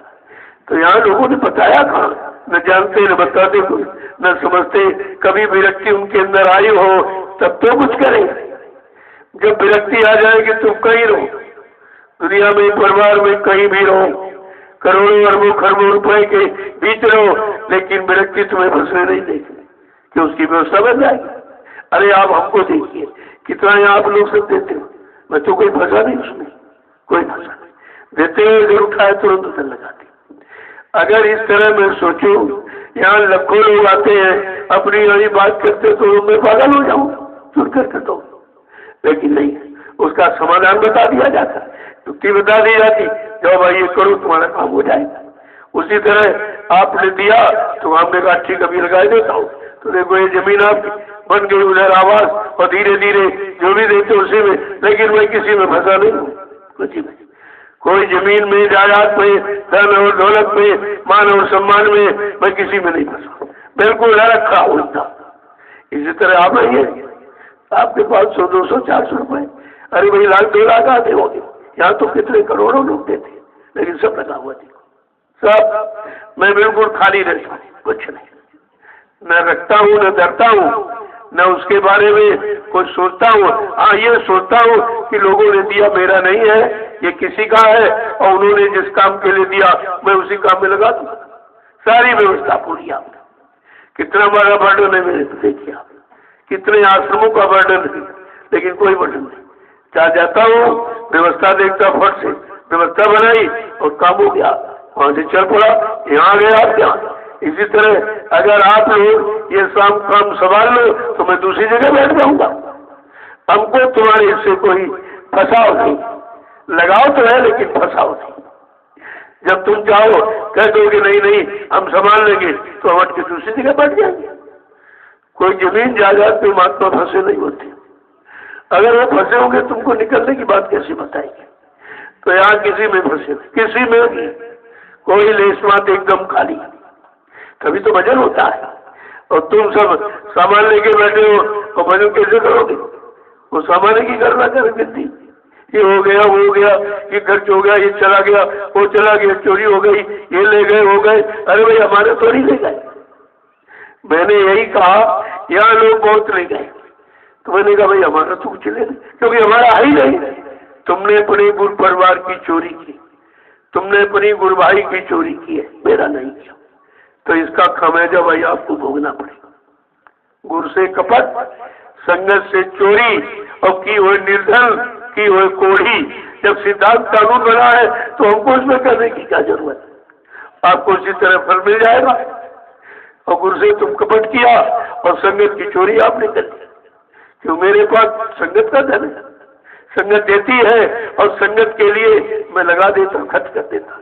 मैं अपने पास एक पाई नहीं रखता, कुछ भी नहीं, मेरे जेब में कुछ नहीं, बिल्कुल खाली खाली रहता हूँ। और इसी तरह आप भी हो जाओ, करो, घर में काम करो, खेती का, दुकान का, दफ्तर का, बाल बच्चों का, ये समझकर कि हमारा कर्तव्य है, हमारी ड्यूटी है, हमारा कर्म। जैसे दफ्तर जाते हो 8 घंटे, 8 घंटे बाद कोई चिंता आपको नहीं रहती, घर आ गए तो परिवार में पुनः हो गई। इसी तरह से जहाँ रहो वहाँ की व्यवस्था सोचो, चिंता नहीं, आसक्ति नहीं, व्यवस्था सोचो, व्यवस्था बना दीजिए।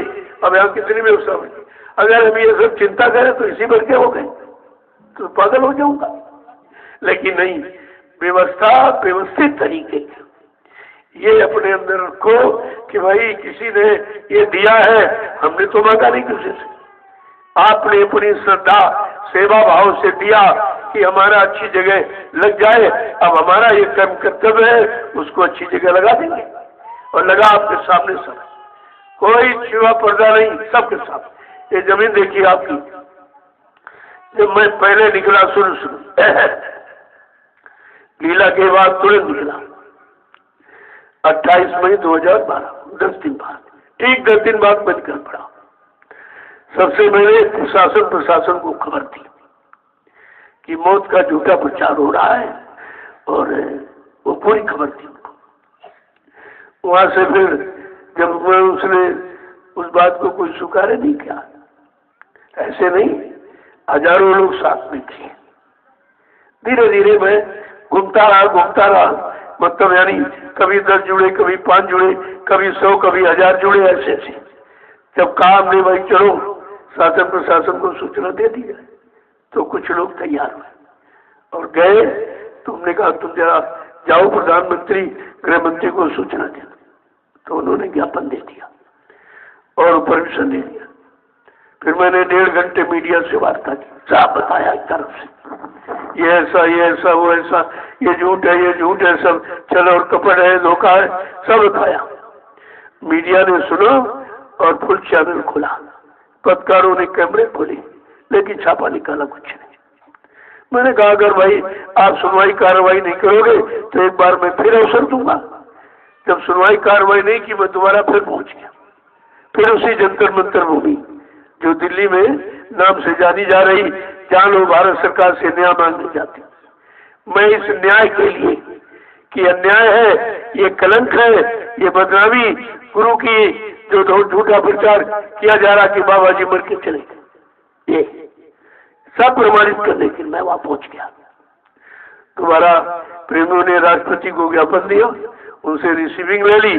मैं 4 महीने भारत सरकार का इंतजार किया कि बाबा जी की मौत के बारे में कोई न कोई भारत सरकार सही निर्णय लेगी, लेकिन कोई निर्णय, अभी तक भी कोई।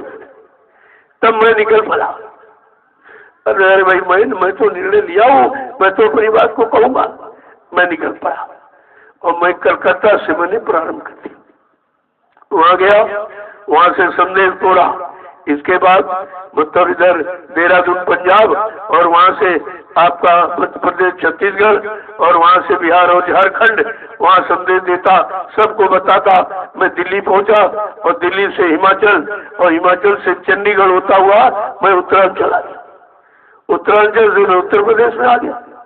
पहली गुरु पूर्णिमा मैंने कुशीनगर में, एक छोटा सा जिला है गोरखपुर के पास, कुशीनगर में मैंने मनाई, जहाँ कम से कम 5 लाख प्रेमी इकट्ठा हो।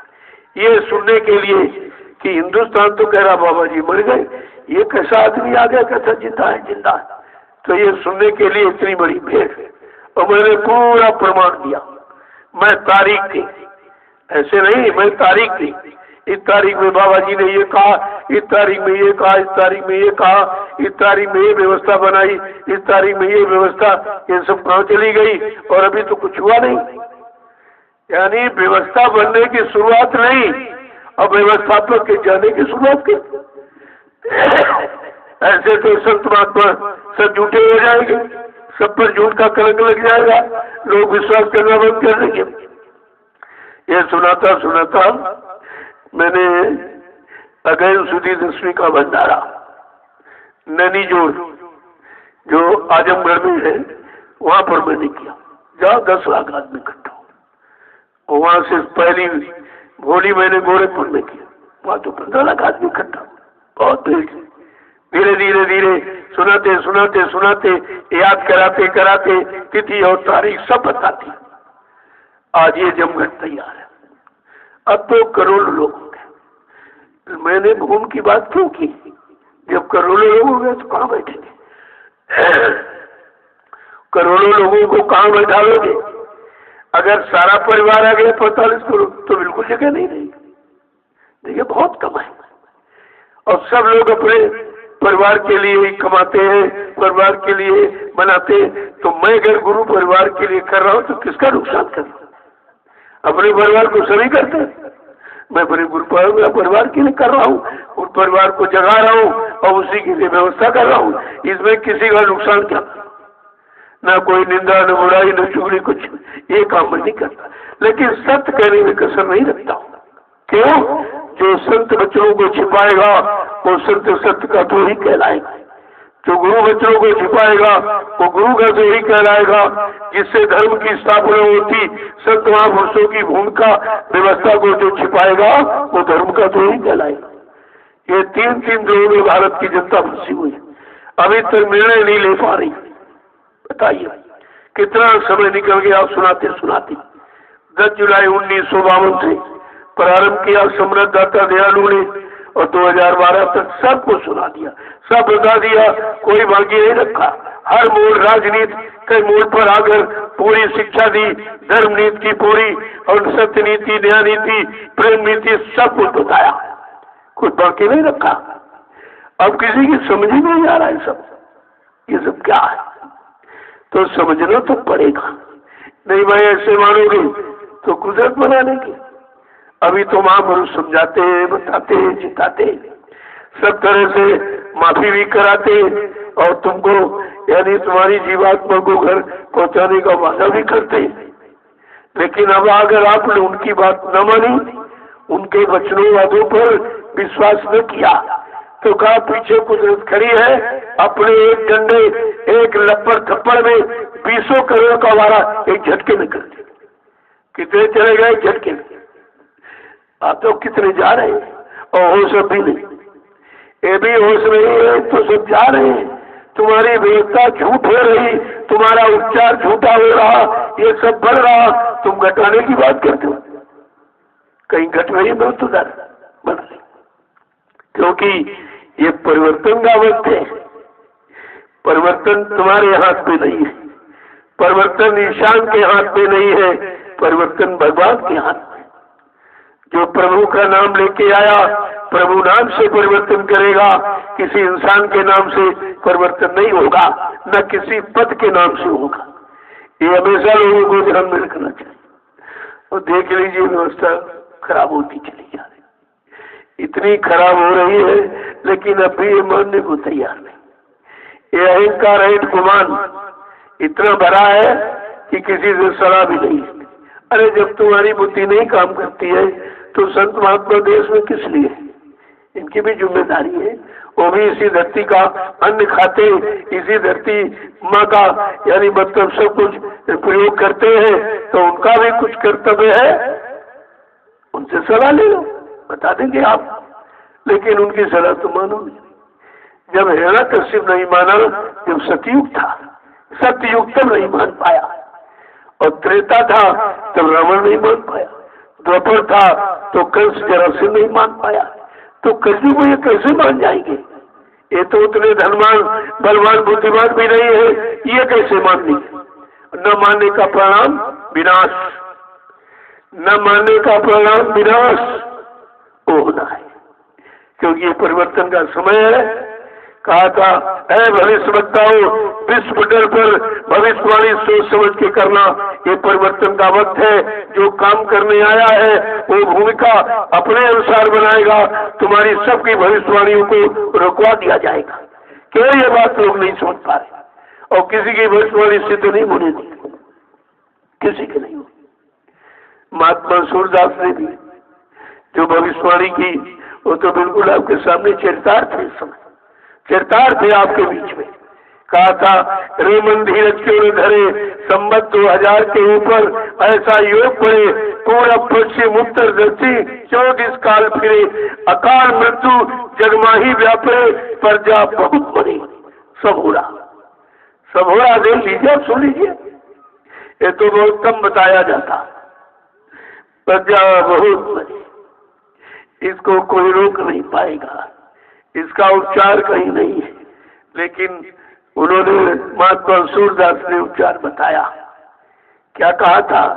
काल जाल से वही बचे, इस काल के जाल, बीमारी, महामारी, वही बचेगा जो सतगुरु ध्यान करे। रे मन धीरज क्यों न धरे, उन्होंने तो स्पष्ट परिचय दे दिया। जो सतगुरु ने नाम दिया है, उस नाम को जो भजेगा वो तो बच पाएगा, बाकी सब काल के हवाले हो जाएंगे। लेकिन बात कहाँ समझ में किसी की आ रही? जय गुरुदेव, जय गुरुदेव, जय गुरुदेव, जय गुरुदेव, जय गुरुदेव, जय गुरुदेव। नाम किसका? प्रभु का। जय गुरुदेव। नाम किसका? प्रभु का। प्रभु का प्यारा नाम। जय गुरुदेव। जरा खड़े हो जाइए आप लोग। ये जितनी देरी है उतनी देरी परिवर्तन में है कि आप खड़े नहीं हो पा रहे हो, खड़े होकर निर्णय नहीं ले पा रहे हो कि हम किस काम के लिए खड़े हुए, किधर हमें चलना चाहिए, किस काम के लिए चलना चाहिए। अभी निर्णय कहाँ ले पाए लोग। और हम बैठे तब क्या करें, बैठने की भी स्थिति नहीं समझ पाए। अरे खड़े हो अच्छे काम के लिए, लोगों को अच्छा बनाने के लिए। जब बैठे तो साधना के लिए, जब बैठे तो साधना के लिए, और जब झुको वहां जहाँ कुछ मिले, जहाँ कुछ मिले। अभी रुपया वैसा पड़ा हो, फट से झुक के उठा ले हुए, वैसे नहीं झुकोगे। इसका मतलब जहाँ कुछ मिले वहां झुका जाता। अब क्या मिलना, क्या लेना, परमार्थ लेना है कि स्वार्थ लेना? स्वार्थ लेते लेते रुपया पैसा कमाते तो जीवन निकल गया और हाथ में कुछ नहीं लगा। अभी रो रहे, चिल्ला रहे। अब ये जो अव्यवस्था फैली है, ये प्राकृतिक प्रकोप, क्या रुपये पैसे से हो सकता कुछ काम इसका? क्या इस बीमारी महामारी को रुपये पैसे से रोका जा सकता? धन दौलत से? ये रुकेगा प्रभु के नाम की कमाई से। ये नाम से काम होगा और कहीं से नहीं होगा। कितना ही जोड़ेगा। पहले भी कहा गया था जोर लगा ले अगले जमाने, तो कितना जोर लगाएगा। और जग में जय गुरुदेव का झंडा ये लहर लहर लहराएगा। कई झंडे की छत्र छाया के नीचे जो आ जाएंगे रहेंगे वो बच जाएंगे, उन पर भगत कुछ नहीं कर सकते। कितना बड़ी बचाव की युक्ति सरल बताई गई, लेकिन किसी के समझ में नहीं है। इतनी बुद्धि खराब हो गई कि अच्छी सच्ची बात न उनको सुनाई देती न समझ में आता, तो परिणाम तो खराब है। विनाशकारी विपरीत बुद्धि। जब बुद्धि में सच्ची अच्छी बात समझ में नहीं आती है, सोचने में नहीं आती, तो कहते विनाश। वो विनाश का कारण है और होना है। नहीं होगा तो बाबा जी की बात कैसे सत्य होगी कि 12-12 कोस पर कोई एक चिराग जलता नजर आएगा। इतने मकान खाली हो जाएंगे, कोई रहने वाला नहीं होगा। और तुम्हारी सोच में आ नहीं रहा।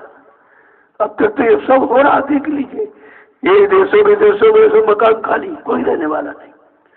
और यहाँ भी थोड़ी सी दया है महापुरुषों की, क्योंकि इस भूमि पर संत अवतार हुआ। संत अवतार संभाल के रक्षा के लिए का, जब कोई मानने वाला नहीं है तो संभाल की जाए तो कैसे की जाए? बात तो इसलिए है। फिर भी जो उनकी नाम की छत्र छाया में है वो सुरक्षित रहेगा, उन पर कोई बाधा नहीं। जय गुरुदेव, जय गुरुदेव, जय गुरुदेव। नाम किसका? जय गुरुदेव। नाम किसका? प्रभु का प्यारा नाम। जय गुरुदेव। जोर से बोले जय गुरुदेव। सब मिल बोले जय गुरुदेव। बोलना होगा।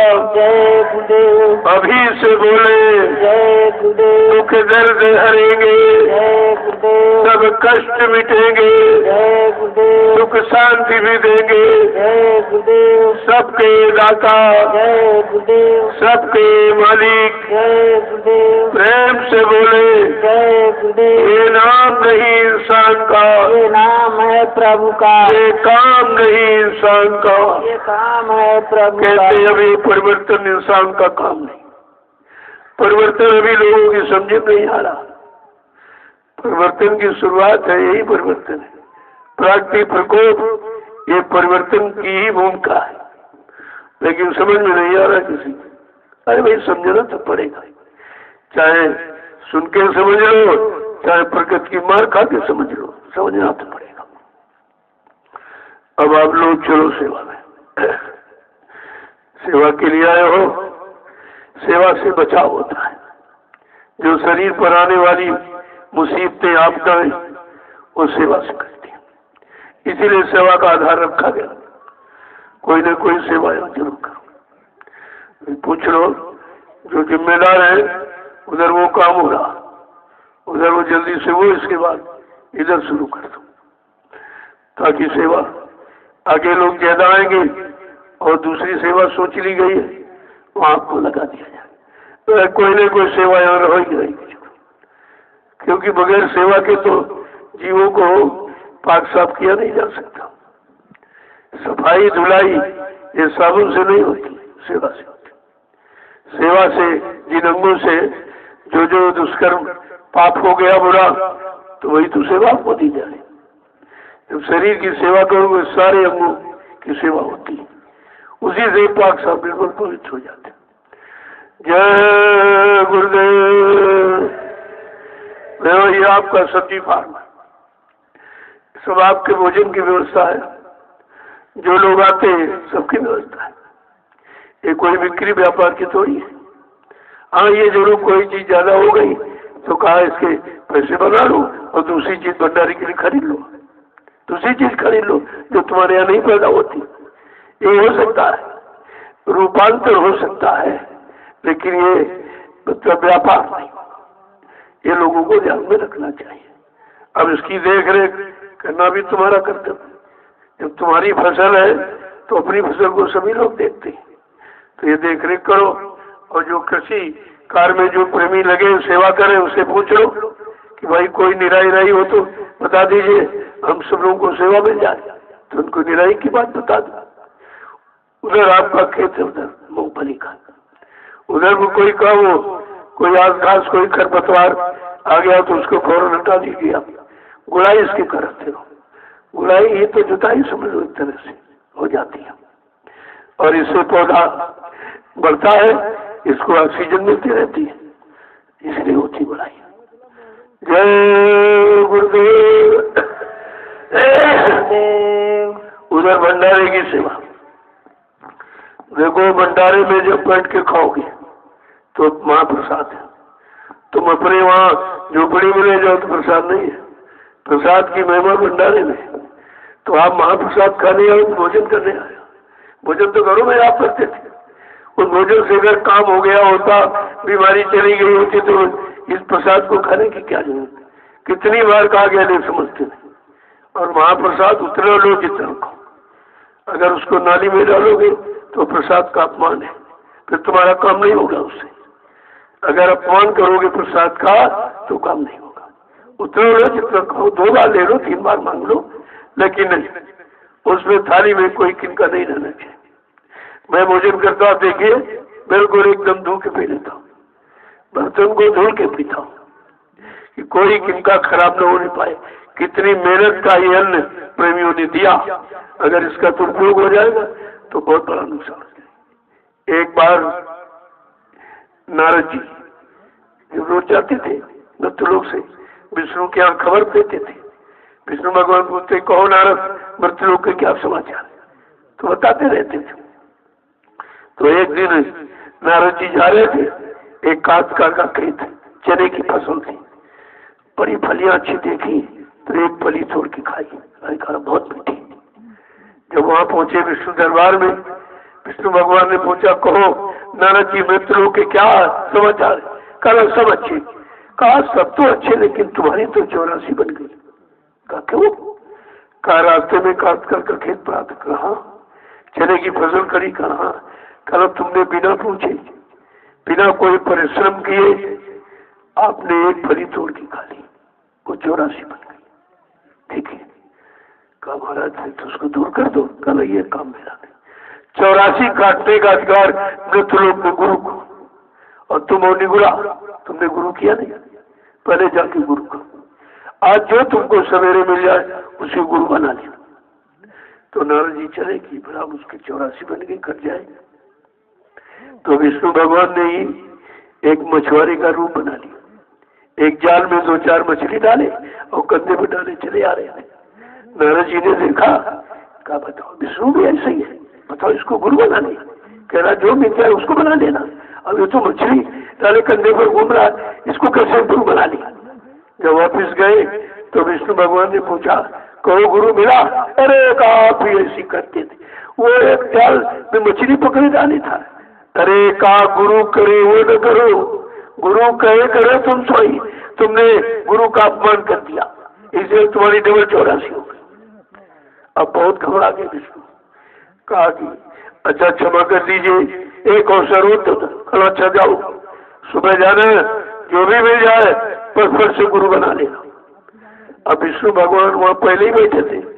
नारद जी ने सोचा कि गंगा के किनारे तो भक्त लोग स्नान करने आते, चलो वहां चले, वहां कोई मिल जाएगा बना लेंगे। तो विष्णु भगवान पहले वह घाट पर कोड़ी का रूप बना के बैठ गए।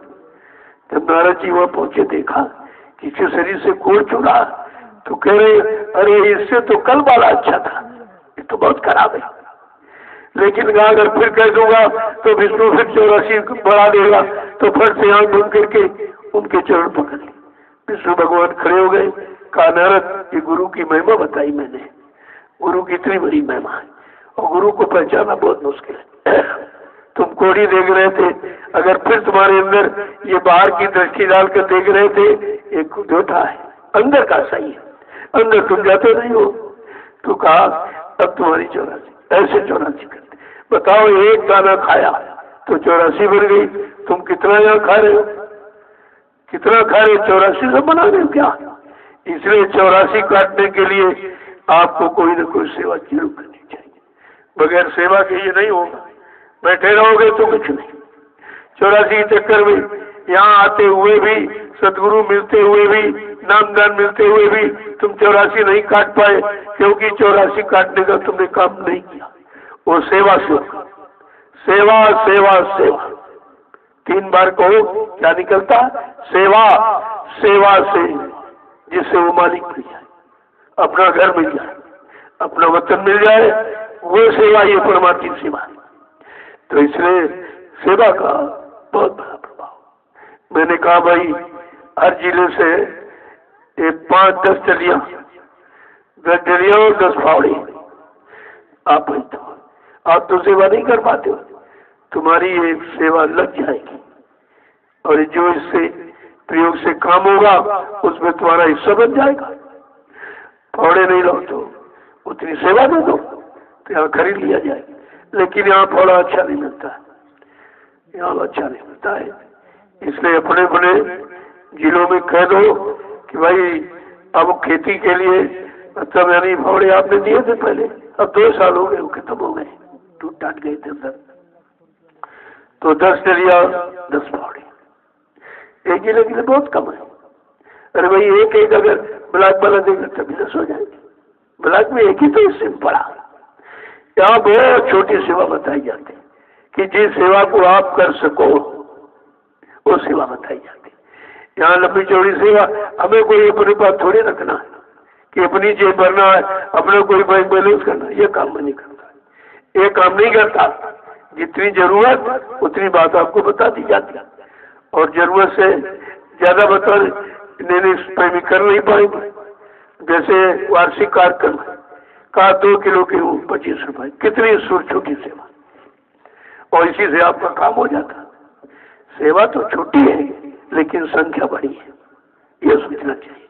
कितने प्रेमी, अब तो लोग पूछने लगे कि हमारे पास गाय भैंस है, क्या इनकी भी सेवा? हाँ, हमने कहा उसमें भी तो जीवात्मा है, उनका भी काम हो जाएगा, उनका भी काम हो जाएगा, क्योंकि उनका दूध खाते हो तुम और उनसे काम लेते हो तो सेवा का तुम्हारे परिवार में उनका भी तो अधिकार उतना है जितना तुम्हारा। तो हमने कहा दे सकते हो, तो लोगों ने ये सब किया, और तो किया ना होता, ये सब कैसे होता? ये उसी से तो हो रहा आपका। जय गुरुदेव।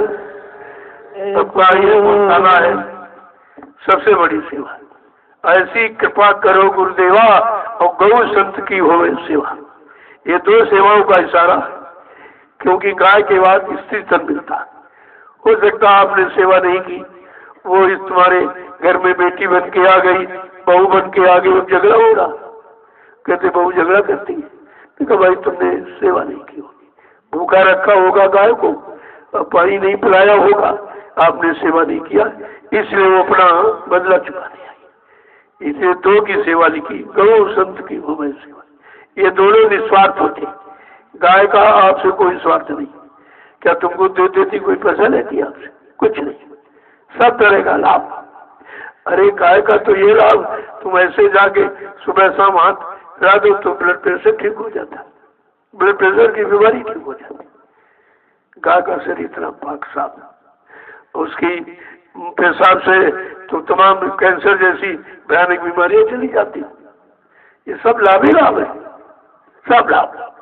गोबर की राख बना लो, मंजन करो, दांतों में कभी हारिया पारिया कीड़ा कीड़ा कुछ नहीं, एक पैसा नहीं खर्च होगा, वो तुम करते रहे लाभ वाला, और तुम हमेशा पैसे बर्बाद धन बर्बाद वाला काम करते रहते हो, और शरीर को नुकसान भी होता उससे।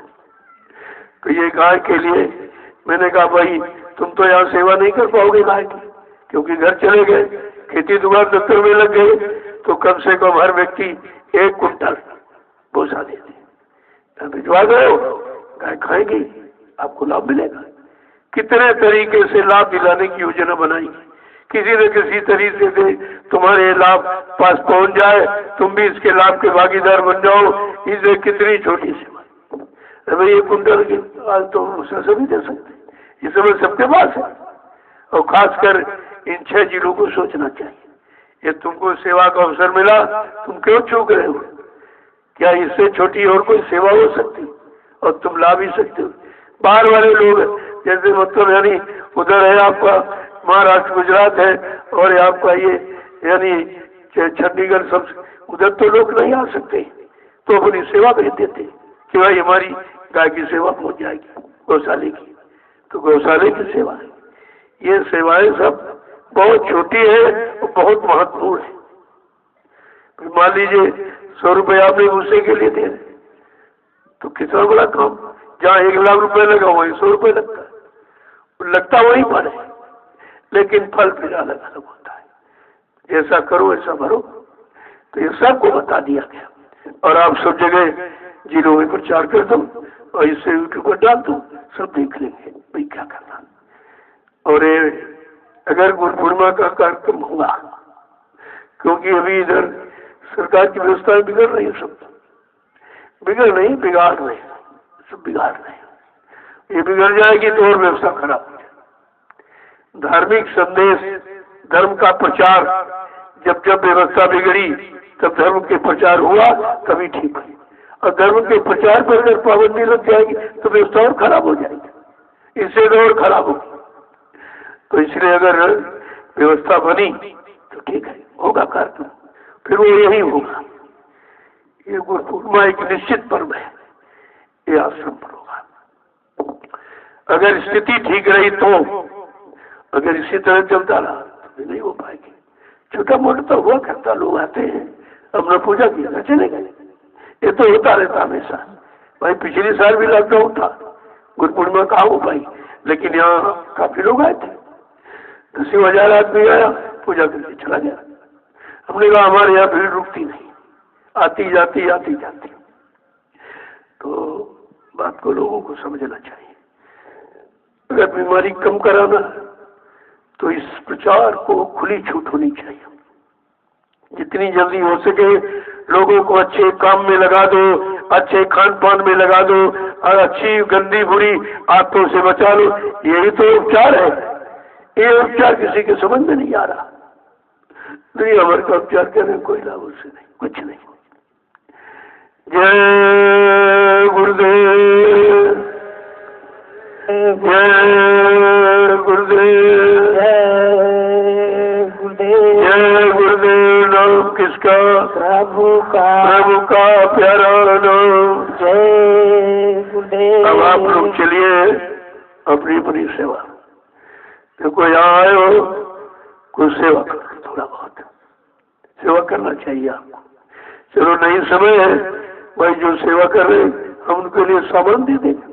तो तमाम लोग जो सेवादार है, कोई इनको बनियान दे रहा, कोई चड्डी दे रहा, कोई कुछ कर रहा, चलो भाई मैं तो नहीं कर पा रहा हूँ, लेकिन जो सेवा कर रहे हैं उनमें हमारा सहयोग हो जाए तमाम तरह की सहयोग है, ऐसा नहीं है कि नहीं है। तो सब लोग ये सब अगर काम करने लगे बहुत जल्दी हो जाएगा। आप सब तो नहीं कर सकते हैं, आपको इतनी छुट्टी नहीं मिलती है कि आप यहाँ सेवा कर सके, लेकिन जो जहाँ सेवा कर रहे हो वहाँ जो कमाते हो धन, उसमें दशांश तो गुरु का है। 10वां जगह निकाल दो तो भी गुरु का तुम्हारा काम हो, क्योंकि नामदान का कर्जा ही है तुम्हारा दशांश। 100 रुपए पैदा करते 10 गुरु के 90 तुम्हारे। अगर उसी हिसाब से आप खर्च करो तभी ये काम सब हो जाएगा, कोई काम रुकने वाला नहीं, सब हो जाएगा दशांश से ही। और दशांश तुम बर्दाश्त नहीं कर सकते। जब तुम नहीं देते हो, कंजूसी करते हो, तो कोई बीमारी आ गई, कोई झंझट खड़ा हो गया, कोई दुर्घटना हो गई, तो सब उसी में चला जाता। इससे तुम अपना न दो, लेकिन गुरु का दशांश तो खर्च कर दो, उसी से काम हो जाएगा। तो अपना न दो, 90 में बचा लो, लेकिन जो 10 बनते हैं वो तो निकाल दो, और इसी से काम हो जाएगा। यहाँ कोई अंकों की सेवा नहीं कही जाती। मैं तो कभी कहते नहीं हूँ कि 4 अंक 5 अंक 6 अंक सेवा तो नहीं, दशांश गुरु का वो मेरा नहीं कुछ, मैं अपनी बात तो करता ही नहीं। तो लेकिन समझना चाहिए। जय गुरुदेव, जय गुरुदेव, जय गुरुदेव। नाम किसका? जय गुरुदेव। नाम किसका? प्रभु का। प्रभु का प्यारा नाम। जय गुरुदेव। ये प्रभु नाम का प्रचार जब तक वायुमंडल में होता रहेगा या जहाँ होगा वहाँ कोई बीमारी नहीं, कोई परेशानी नहीं। केवल नाम ले भव सिंधु सुखाई, करो विचार सुजन मनमाई।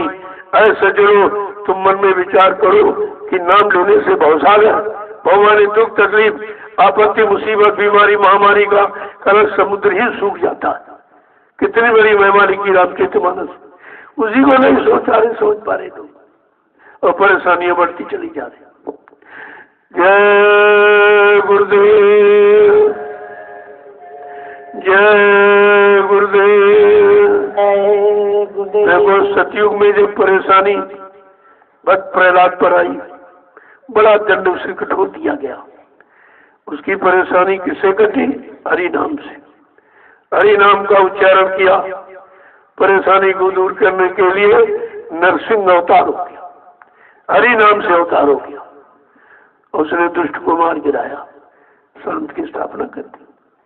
द्वापर में जब ये इसी तरह की परेशानी मुसीबत जीवों पर आई तो राम नाम का उच्चारण विभीषण ने, सुतीक्षण मुनि ने और कोलबिल बंदरों ने उस नाम का सहारा लिया। वो कितना बड़ा काम, उनके नाम का इतिहास बच गए। तो बचाव समय के जगह नाम से होगा। ये दवाओं में से बचाव थोड़ी होने वाला है। नाम औषधि, नाम जड़ी बूटी, नाम रसायन, इससे बचाव होगा। द्वापर में कृष्ण नाम से बचाव। किसका बचाव हुआ? जिसने माना। यदुवंशियों ने तो माना नहीं, तो 56 करोड़ का सफाया हो गया, खत्म हो गए सब। और उनका मामा कंस भी नहीं माना, वो भी मारा गया। और ग्वाल वालों ने, गोपिकाओं ने उसे माना, स्वीकार किया, उनका बचाव हो गया। ये इतिहास से बचने का आपके सामने, उसको लोग क्यों नहीं पढ़ते? पिछले इतिहास को पढ़कर अपने वर्तमान की स्थिति परिस्थिति को ठीक कर लो, सब हो जाएगा। नहीं मानोगे तो कुछ नहीं। न तुम भूतकाल को जानते हो, न वर्तमान को मानते हो, तो तुम्हारा भविष्य कैसे अच्छा होगा? जय गुरुदेव। अब आप लोग चलिए, लोग जाने वाले जा सकते हैं, उनके लिए आदेश है, वो जा सकते हैं। बाकी लोग सेवा में चलो। यहाँ आए हो तो कुछ समय सेवा में बिताओ, घर में जाके तो फिर मुसीबत में फंस जाओगे। वहाँ कोई आराम नहीं मिलेगी, क्यों? समय खराब है। तुम भी उन्हीं के बीच रहते हो जिन पर परेशानी मुसीबत बीमारियां आई, फिर भी आप सुरक्षित हुए, कम है। अरे भाई, तुम्हारा कोई गुरुदेव नगर अलग बसाओ तो फिर सब कुछ हो जाए। अब ये जरूर है तुम्हें बचाना है, उनको सबक सिखाना, ये दोनों काम हो नहीं। इसीलिए प्रचार प्रसार की बहुत बड़ी जरूरत है। अगर हिंदुस्तान की धार्मिक धारा पर धर्म का प्रचार शुरू हो जाए तो ये बीमारी चली वैसे जाने वाली नहीं। तुम लाख कितने उपाय कर लो, कितना जोर, कितनी दवाएं डॉक्टर लगा दो, इसमें कुछ होने वाला नहीं है, क्योंकि ये है प्राकृतिक प्रकोप। प्रकृति असंतुष्ट है, नाराज है आपसे। अब प्रकृति को खुश करना ये तो महात्माओं का काम है, उन्हीं का संबंध है, वही जानते हैं। बाकी आप तो प्रकृति को जानते नहीं हो, कैसे खुश होती है, किन साधनों से, किस काम से खुश होती है। जय गुरुदेव। गुरुदेव। अब आप लोग चलो सेवा।